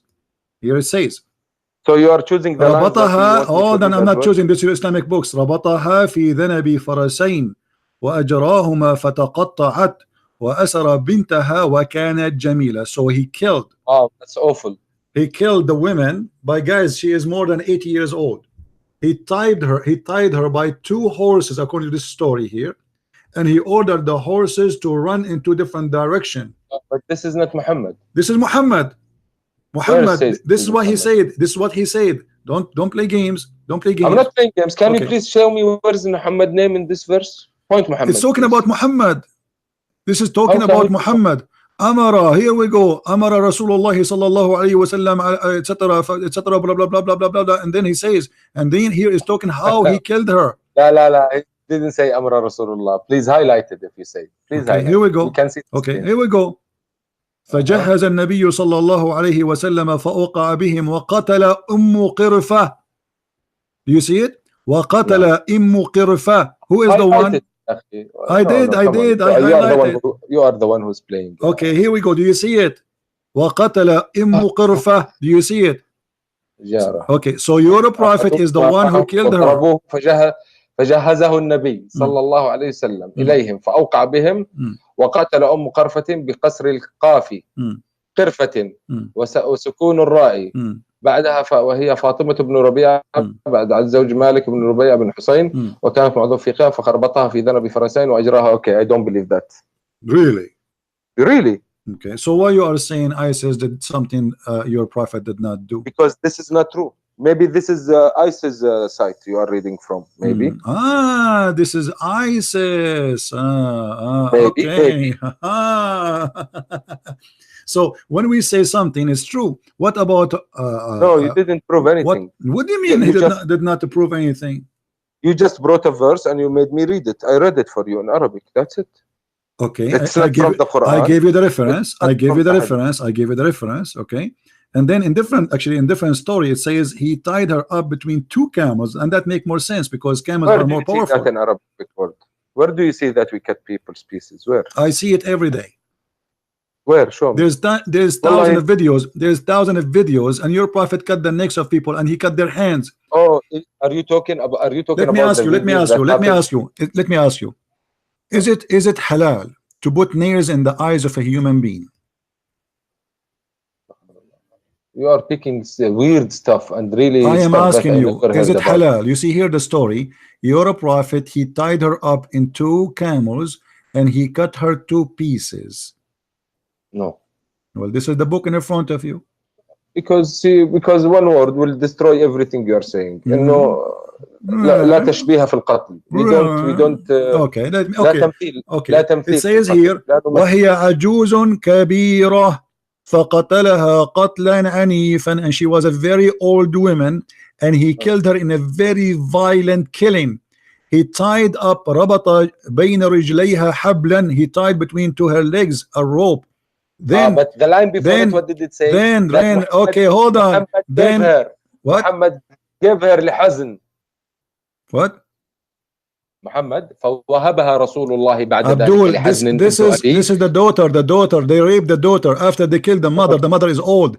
They gave the daughter to Malik ibn Hudayfa. You do not know how to read Arabic, so they killed the family, and now they are raping the daughter. She is beautiful, and now he tied her up between two camels, and he says ثم ربطها بين بعيرين ثم زجرهما فذهبا فقطعاها.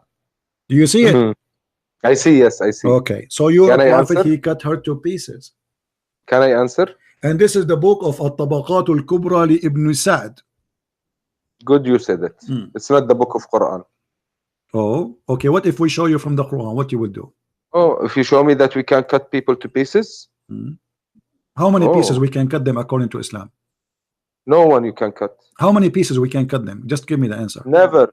I say 4 pieces. Is that okay? Not okay at all. Okay, let's go to the Quran then. There is only one people you can kill. No, من خلاف. Here we go. من خلاف. What من خلاف mean? 4 pieces. 4 pieces, yes. A second ago you said no. A second ago, it doesn't matter. You said we don't cut pieces, people pieces. You just admitted that you cut people 4 pieces. No, what does it mean? But that doesn't matter. You are the one who said to me, we don't cut people in Islam. The second I said to you, let me go to the Quran, you said, oh, yeah, yes. 4. Yes. We don't do that in Islam. Only one place we can do that. Right, please, right. I would love it when you tell people why. It doesn't matter. You say to me in Islam. No, it matters. You said to me. You have courage. Okay, hold on. No, let's have a courage. Yes, let's have a courage. If somebody kills somebody, do you have the right to cut his hands, his feet, and put nails in his eyes? Yes or no? You didn't answer my question. In the same way, you put this verse in the screen to everybody here. Please, I want you to tell everybody why we do this. Why? Why we do this? Only this particular incident that we can cut 4 pieces. Like why? what? What take is the hands what is take the legs. incident? What Why? is the incident? What is the incident? No. You take the claim. You tell me why. I will show you a story. Is that okay? Yes. Okay, I'm gonna ask you.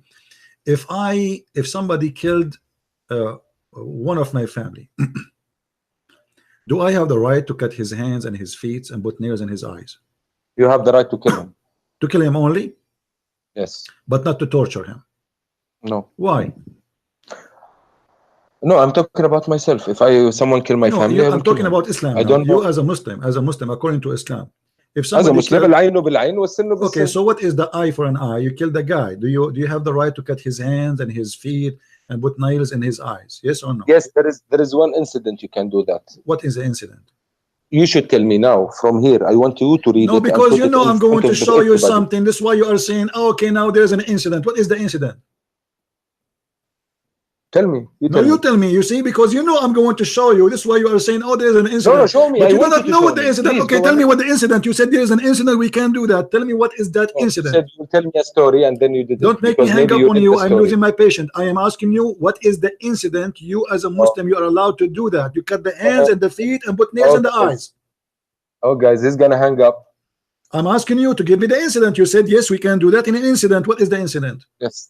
You Why you anyone telling you? You are the one who tell me. You are the one who told me there's an incident. You are the one who mentioned there's an incident. So I'm saying to you, what is the incident? Yeah. Huh?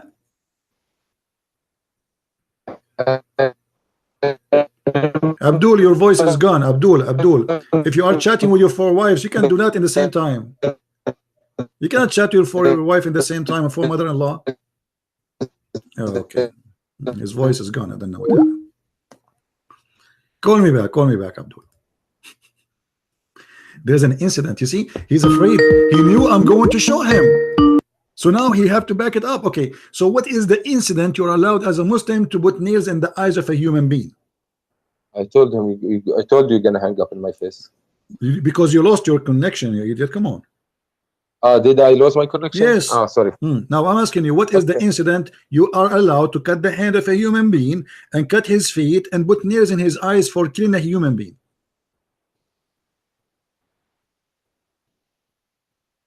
Are you talking to me? No, I'm talking to your neighbor. Okay.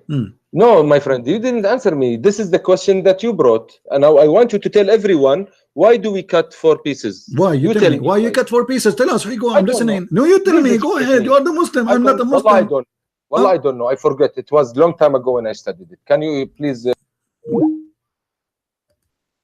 Because this is a religion of no mercy and filthy and torture, and Muhammad is copying a punishment from the Roman. Yet he claimed that this is a punishment from God. This is a Roman punishment, and Muhammad is a copy paste. He like it. He loved torture. He enjoy it. When you say he loved torture, I ask you, you don't want to answer. If a man he killed somebody from your family, God forbid, do you bring him and you cut his hands and his feet and you put nails in his eyes, or you just kill him? It's the both. So what? You both what? You put nails in his eyes? If someone comes to my family, I fucking tell him. Don't use a bad language. You don't want to know. But this is according to Islam. You put nails in his eyes. No, I don't say anything about nails in his eyes. But even if you it cut happens, his hands. so what? It's death, it's okay. Death. So you kill him or you torture him? No, I kill him. No torture in Islam. So but there is one are you rejecting? What so are you? Okay, I'm asking you: is torture approved in Islam? Yes or no? No.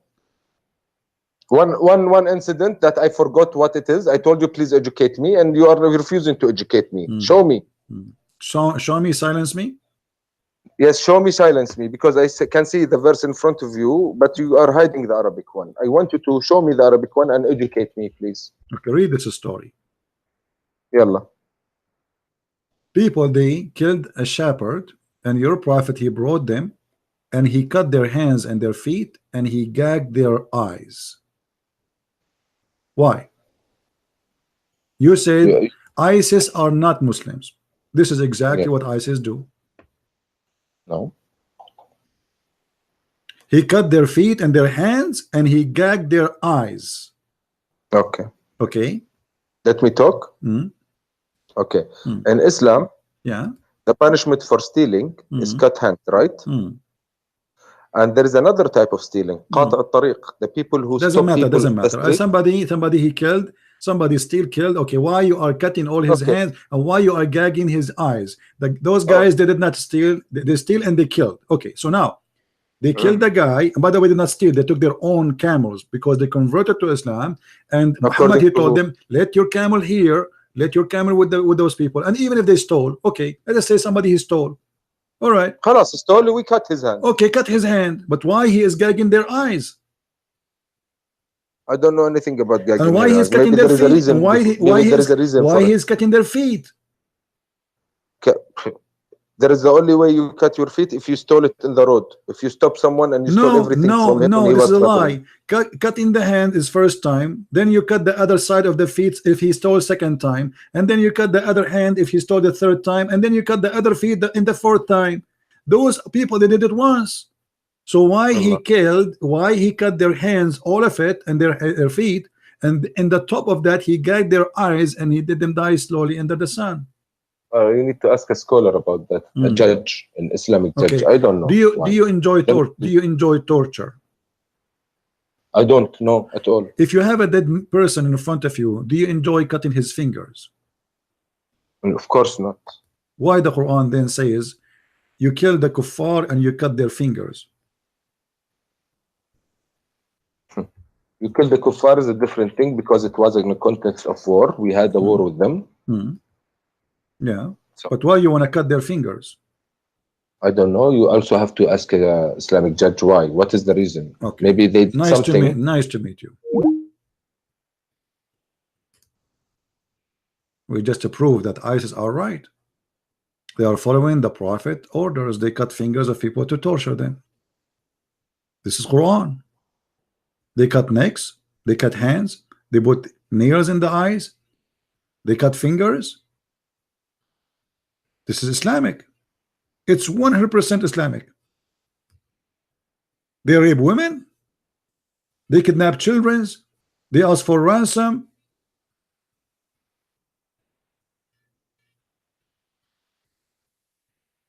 This is the truth.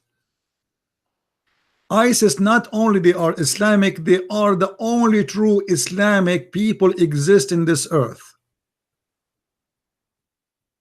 And all the Muslims, they knew that. But what's happening, no Muslim really these days is a real Muslim. They don't want to be this garbage. I mean, they are Muslim by name. They are forced to be Muslims.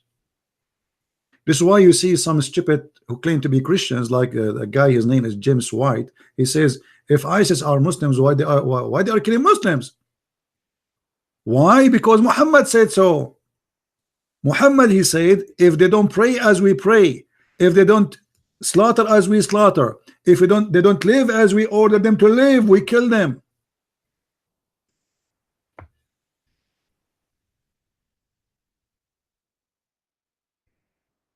Converting to Islam doesn't make you a Muslim unless you practice Islam, and that have to be done as Muhammad said. Read carefully. Even if you don't slaughter as Muhammad is slaughter, if you don't pray the same as Muhammad he pray, if you don't pay the zakat, if you break anything, he will kill you. All those hadith are sahih. I have been ordered to fight the people till they say none has the right to worship but Allah. Okay, they say that. Not enough. And if they say so, pray like our prayer, face our qibla, slaughter as a slaughter, and then their blood and their property is sacred from us. A criminal. He is literally a criminal. He says, either you agree with me, I will kill you. If you do all of this, then you are protected by me from me. But still, if you break any of them, I will kill you still. Do you see it? Unless it is, except it is legal, legally approved by Allah. What is that? And this is why ISIS, they kill Muslims, because for them they are not Muslims no more. They are kuffar. If you take the Christians and the Jews as a friends, you are a kafir. Chapter 5, verse number 51. Whoever take them as a friend, he is one of them. So if you are a Muslim and you invited the Christians or Jews, or you have relationship with the American or French or etc., you are a kafir and should be killed according to Islam. And this is the truth. Whoever take them as a friend, he is one of them. How many Muslims live in the West, they say to you, you are my friend? All of them they do. But in reality, a Muslim is not allowed to do that, and if he mean it, he is not a Muslim.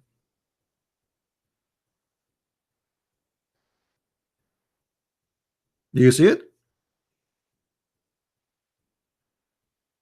If you take them as a friend, you are one of them. What does that mean? That means you became an apostate. Is that me saying that? No, this is the Quran.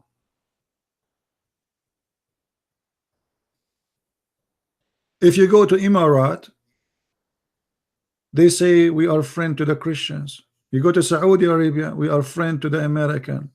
But the Quran says if you are a friend of them, you are one of them. There's a solution for this. You as a Muslim, you can lie and say I am your friend as long you don't mean it. If we go in the Quran to chapter 3 verse number 28, and again we don't show our own interpretation, we show their own interpretation, the scholars, and this is the Quran. It says that you cannot take the Christians and the Jews as a friends unless you are lying to them, which means you don't mean it. So you speak to them in a friendly way, but in your heart is dislike this. Chapter 3 verse number 28, the interpretation of the cousin of Muhammad himself. It says clearly you cannot take a friend from the Christian and the Jews, and he who is sincere, which means who does that, he take him as a friend, seeking might and honor by taking the hypocrite and disbelievers as a friend. He has no connection with Allah. That's it. He's an apostate. He has no honor, which means the Muslim can rape his women, his wife, his daughter. No mercy, no protection from Allah, which means Muslims can kill him and take his money unless, do you see the unless? Unless what? Unless you do that, yet you guard yourself against them, which means you are lying to them. Save yourself from them, taking as it were security, taqiyya, saving yourself from them by speaking in a friendly way toward them while your heart dislike this. Do you see it? So for those who they are naive, stupid ones who keep saying to me, I have a Muslim friend, I have a Muslim friend, and I have a Muslim friend, there's one of two solutions. Either he is a Muslim by name, he don't believe in Islam, he don't care, or he is a real Muslim and he believe in this. He is lying to you.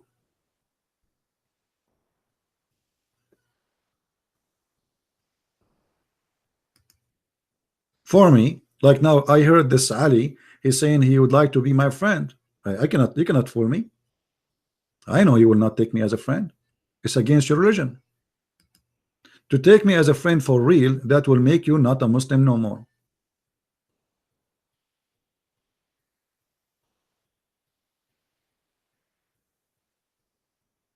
You can say you are my friend, but you cannot mean it.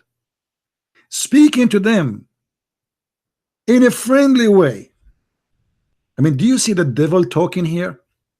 Can't you sense the devil speaking, please? Isn't it this is devilish? The funny, they call us hypocrite when Islam teach hypocrisy. It is a religion of hypocrisy. They say to you, you are our friend. You can do that while your heart dislike this. So what they have in their heart? Hatred.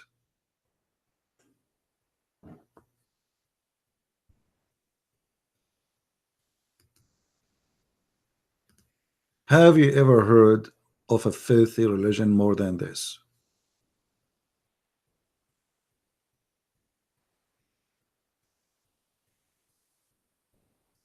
Muhammad al-Ansari. We have a hero here. Answer Ansari.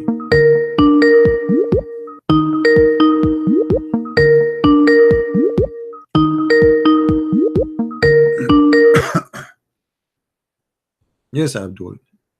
You want to debate me about the Trinity? Are you there?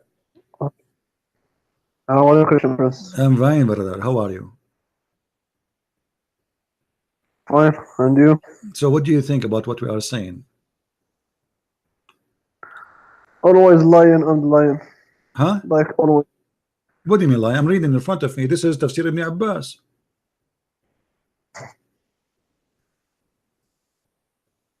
So what is your point? Here we go again. What's your point? What kind of This God is- he says to this you? is You the can say to me, Prophet. you can say to me, you are my friend, but in your heart you hate me and you are dislike this. What kind of God? Your God is Satan. This has nothing to do with a normal friend. Mhm. Awliya Mhm. in the Arabic, it means you cannot take it as a higher religion. Higher religion? What does Some- have friend? What does have to do with religion? You want to take me as a friend? I want to take you as a friend. What religion have to do here? No, my friend. Okay, Wali, hold on. إنما Okay. وليكم الله. Okay, what awliya mean? What awliya mean? Awliya, it means someone who it teach you the religion. It is the high authority of the Awliya religion. is somebody Wali. teaching your religion? Really? High, yes. Okay, can you show me one translation agree with you that awliya mean the one who teach your religion? I will show you a verse. إنما وليكم الله. Yeah, the one who is in Yes. charge. The wali have So many by- meaning, no problem. Yeah. So Allah is Allah your friend? Is this what it means? no. You see, Mm. the wali. Okay. It has it is the one. But wali, so this verse has. but wali, it doesn't talk hold on. about the normal friend. No. Wali is the one who protect you, correct? In this case. The one who is the king of I don't hear you. authority of What wali mean? In this case, Wali? وَإِنَّمَا وَلِيُّكُمُ اللَّهُ. What وَلِيُّكُمُ اللَّهُ mean? it is the one who give you the teaching of religion. Really? This what it's mean? I Yes. thought it's mean protection. You have the two meanings. So which Protection one? and Okay, at no, the no, same tell me, time, no, it is no, it's not no. Waliyakum. Okay, hold on. You know what? Here we go. We have the verses in front of us. Can you show me one interpretation agree with you? That it's about somebody want to teach you his religion, as you said. Can you show me somebody says that? Or you are fabricating your own? This is Ibn Abbas, the cousin of your prophet. Why he's lying? What about we show you Ibn Kathir? What we show you Al-Qurtubi? What we show you Al-Jalalain? What we show you? I mean, why you are lying? Who is the scholar who says that to you? This is not about having a friend.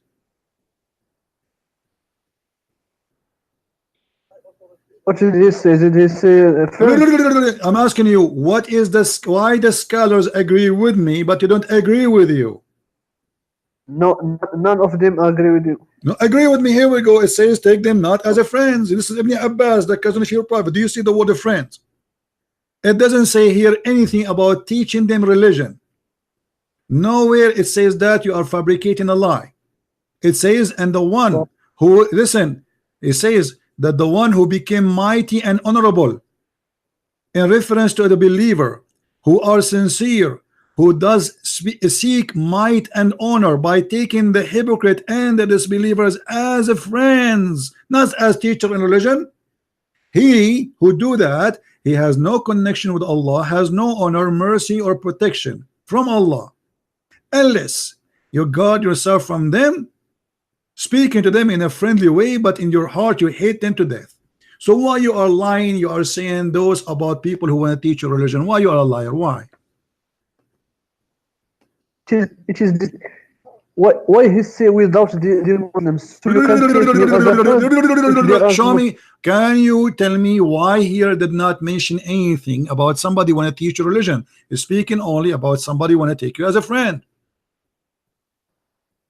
Why the cousin of Muhammad, he missed the point you mentioned? Why he's stupid? He do not know Islam and you know better than him? Can you go to the dictionary Arabic? Yeah, this is your interpretation. What's wrong with the interpretation of the scholars of Islam? And this is the cousin of your prophet. Are you saying Ibn Abbas is an idiot? It is you who is idiot. Okay, so why you don't agree with Ibn Abbas then? Why you are saying he is wrong? Because you say this is about awliya, mean teaching your religion. Ibn Abbas saying this is about taking the disbelievers as a friends. Which one of you is telling the lie? It is meaning a friend, but what's it's meaning a friend, but it's means something else, right? Okay, get lost. Do you see why I don't talk to you? You're just a kid. When you say something to me, you have to prove it. This is the only scholar, your prophet, he named him to explain the Quran. He named other four to take the Quran from them, but he named this guy to explain the Quran. And as you see, it says it clearly, the one who take them as a friend. The same for chapter 5 verse number 51. And by the way, there's many verses in the Quran speaking about not to take Christians and Jews as friends. And not only that, even your family. What about chapter 9 verse number 23? Even your family, your father, your sons, you cannot friend them if they are not Muslims. Read with me and laugh at this liar. O who you believe, choose not your father nor your brothers who are in Mecca from among the disbelievers for friends in religion if they take a pleasure in disbelief. Because according to Islam, you cannot take a friend from different religion. He's a kafir, but he is your father and he is your brother. You cannot. For they choose disbelief. What the problem? They choose disbelief. But here the problem is, we will take them as friends. We are not going to take them as rabbi. They are just friends. But this is my father. Still you cannot. And the one who take them as a friend in the religion of Islam, he is a wrongdoer. He is like them. He is a disbeliever.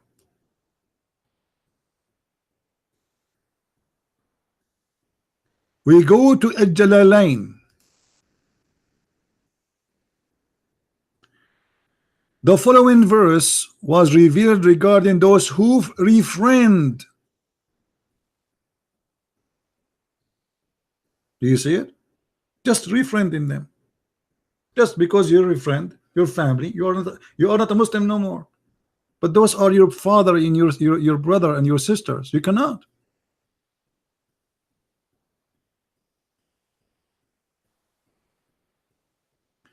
They lie to you non-stop, but they cannot do that with us.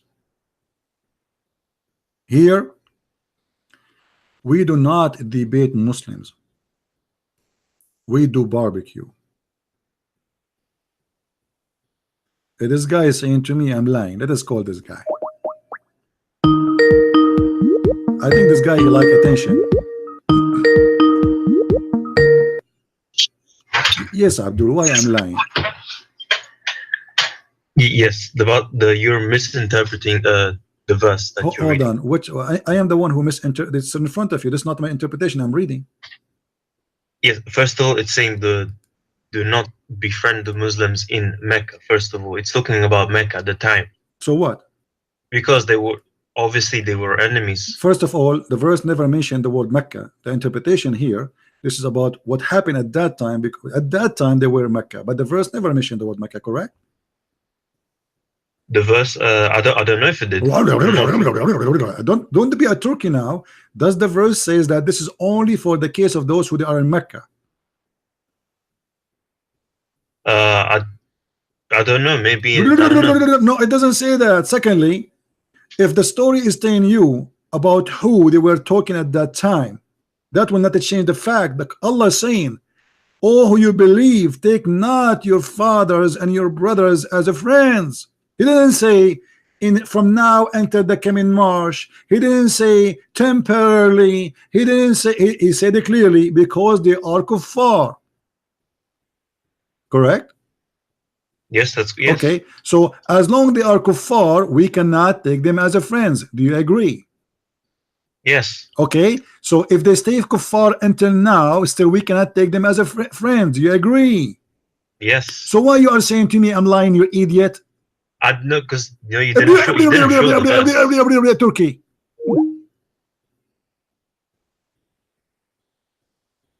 So what the problem? They are kuffar, not because they are in Mecca, you idiot.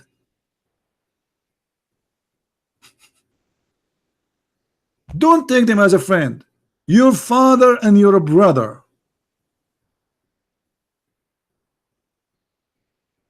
It doesn't talk about Mecca, it doesn't talk about, but for sure it happened in a certain time where people live in a certain place. But doesn't change the fact that this is an order you have to obey until Judgment Day.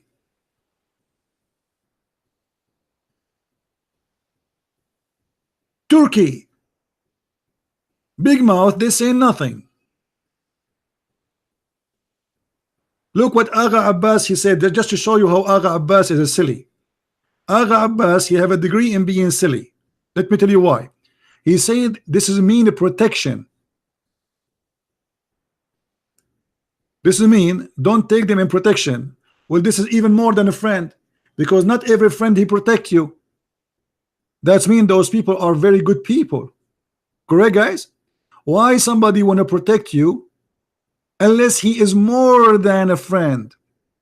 You can have a million of friends, but when you have a fight, nobody stand next to you, because those are going to risk their life.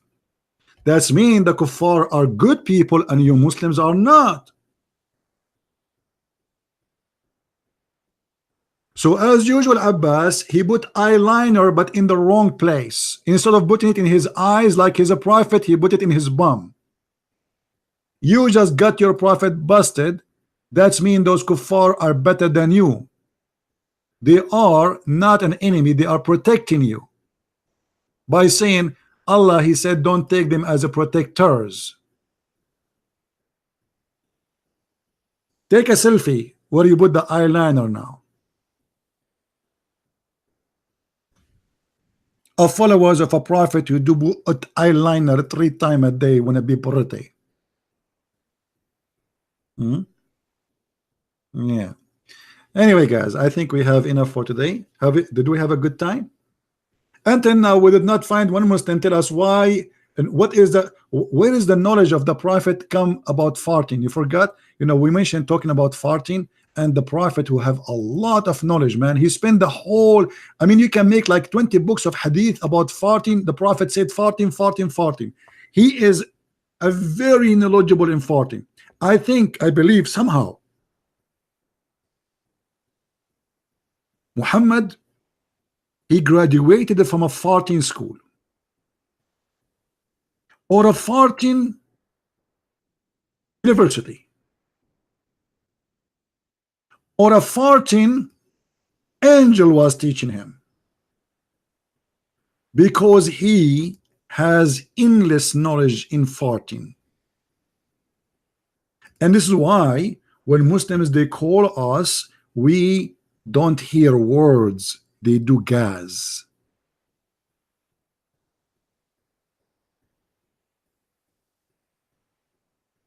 I never heard of a prophet he have too much knowledge of farting.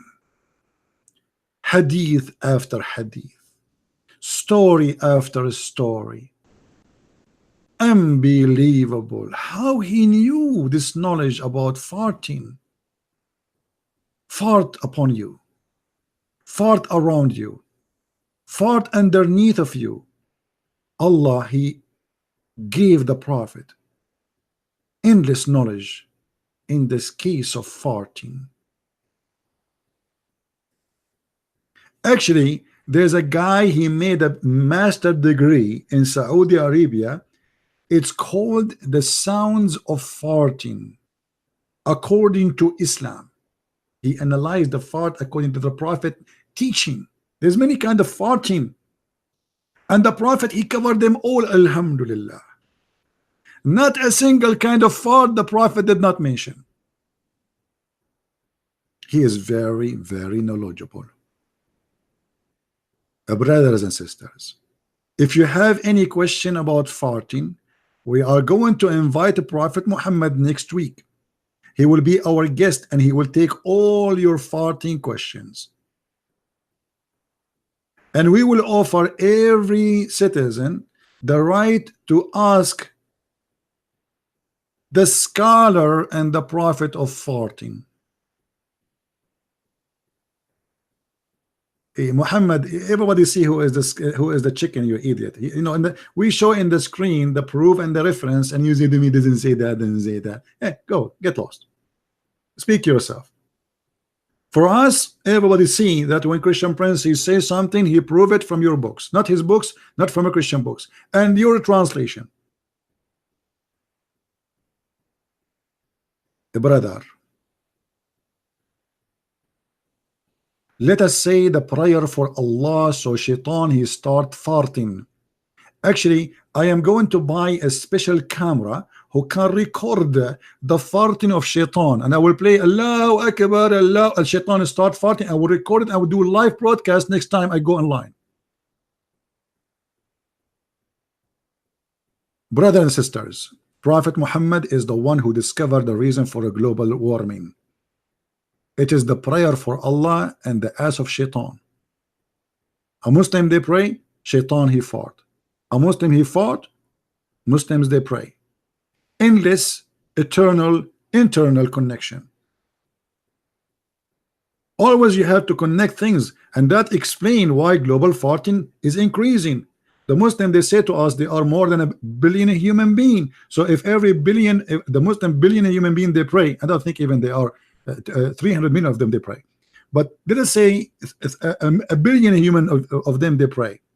That means there's a billion shaitan. They are breaking wings 5 times a day. If you do the calculation, you will see how dangerous that is for a global warming. And that explains why we see tornado and hurricane, and why we see the ice is melting. It's because the Muslim prayer, brother. The Muslim they pray, shaitan he fought.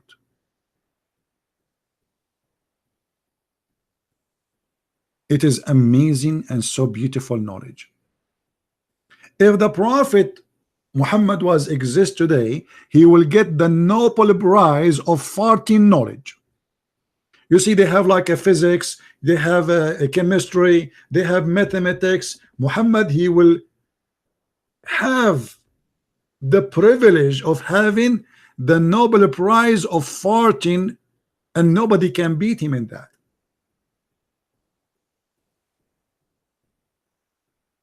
Nobody even can be a competition in that field. And you are telling me that Islam brought nothing to mankind? The farting knowledge today we have, my friend, which is used for American missiles to go to the moon, which is based on the farting of shaitan and based on this hadith. If you remember, there's a guy from Egypt, he's a sheikh. He said that there is the Catholic Church. They heard the hadith about a fly if it fell down in your soup. The Prophet said, if a fly fell down in your soup,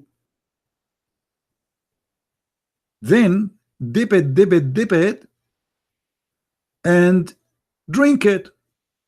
So those Catholic Church, they decide to expose the Prophet of Allah because they are the enemy of Allah. So they hired 2 scientists from Germany, and they were saying to each other,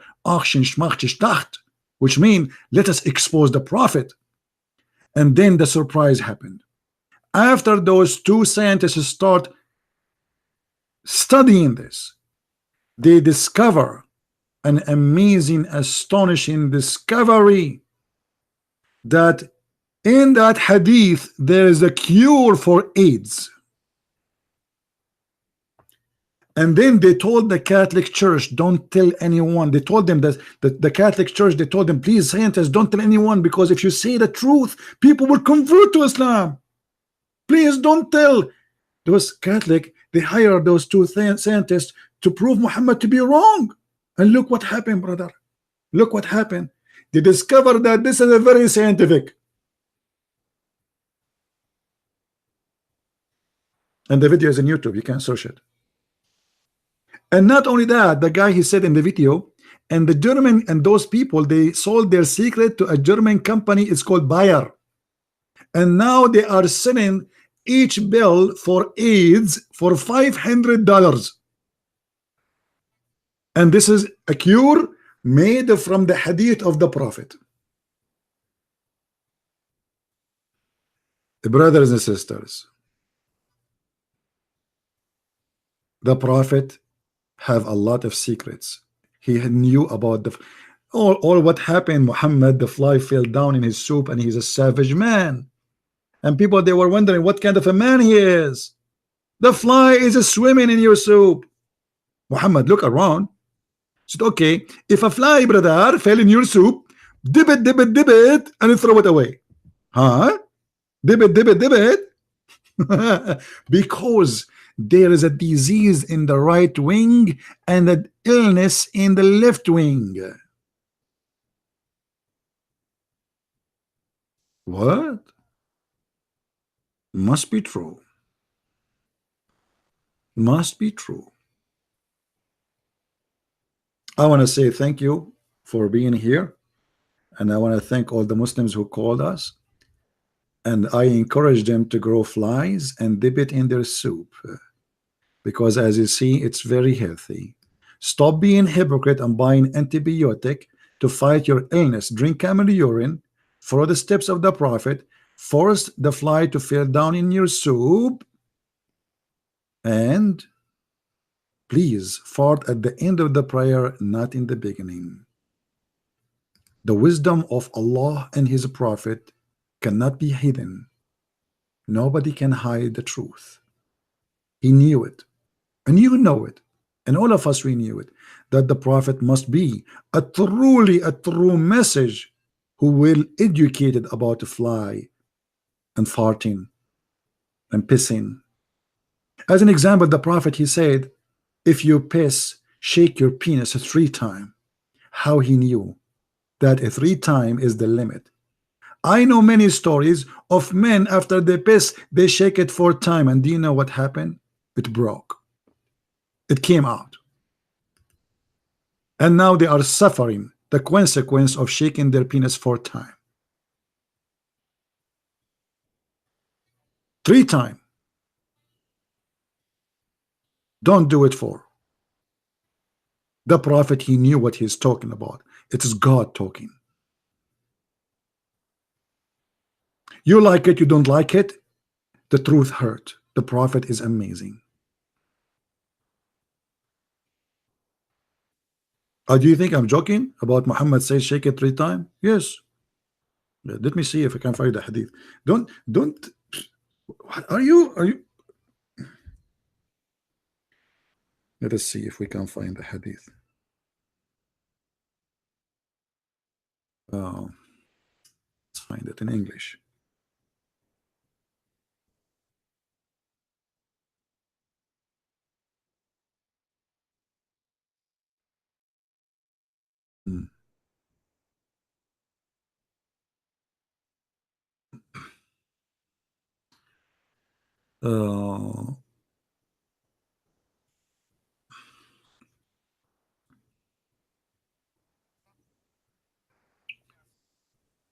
Where we can find it.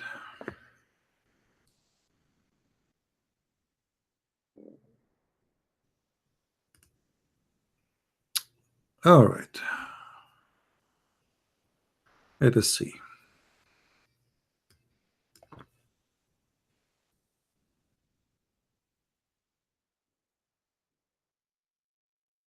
Okay, hold on.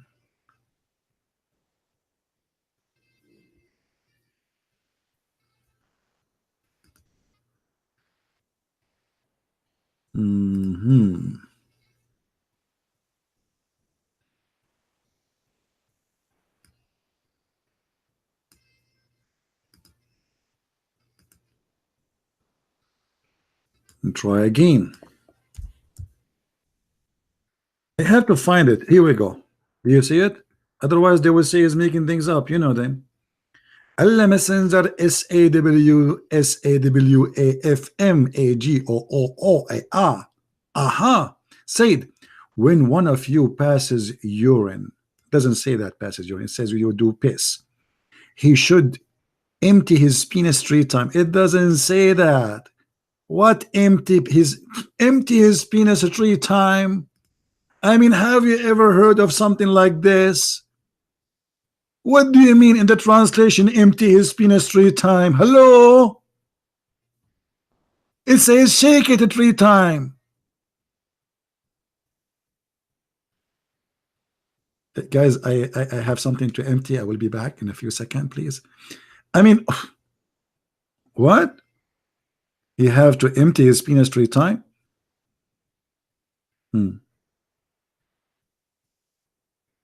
Yeah. Let us see. Hold on. Let us see if we can find, because this is mentioned in different place, mentioned in Ibn Majah too. Okay.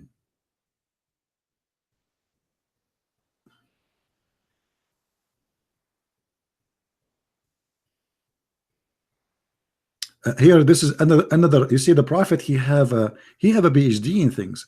Allah Apostle said, when you drink water, do not breathe in the vessel, and when you urinate, don't touch your penis with your right hand. Don't use your right hand. Here. Okay, let us see. All of this is about penises and garbage and shit. Okay. All of this. Here we go. See here the translation, how it changed in a miraculous way. In the other translator, he said, empty his penis. Here it says something else. He said, let him squeeze his penis 3 times. What do you mean squeeze? Are we milking? I mean, those Muslim translation, they do not know what to do with Muhammad. How funny it is. Squeeze, your prophet saying to you, squeeze your penis 3 times? I mean, do you know even what penis is? How you can squeeze your penis? What are you talking about? You squeeze. Whoop, whoop, whoop, whoop. You anyway, let it go. Let it go. Let it go. I don't know how many Muslims is squeezing things now, but I hope not too many. But as you see, the Prophet, he have extreme knowledge, and we have to admit he knows what he is talking about. He's not like a person who is bringing knowledge from somewhere. He is first-hand expert, and he been taught a special education by Allah. Allah, he sent the angel, and the angel sat with him and tell him, hey, don't squeeze your penis like this, squeeze it like this 3 times. Not four, no, let me hold it for you. How the angel was telling him those stories? I mean, this is garbage, this is stupid. God sending those messages to Muhammad about squeezing the penis? Allah is the penis teacher. In China, they call him master of penis. Thank you, my friend, for being here. May the Lord bless you, and I hope Muslims will see how stupid Islam is, and they will make their mind and decision. Islam is nothing but a stupid cult full of fictions and lies and evil, and we prove it every day. And I will see you soon again. Christ is Lord, Islam is false, and see you soon. Bye-bye.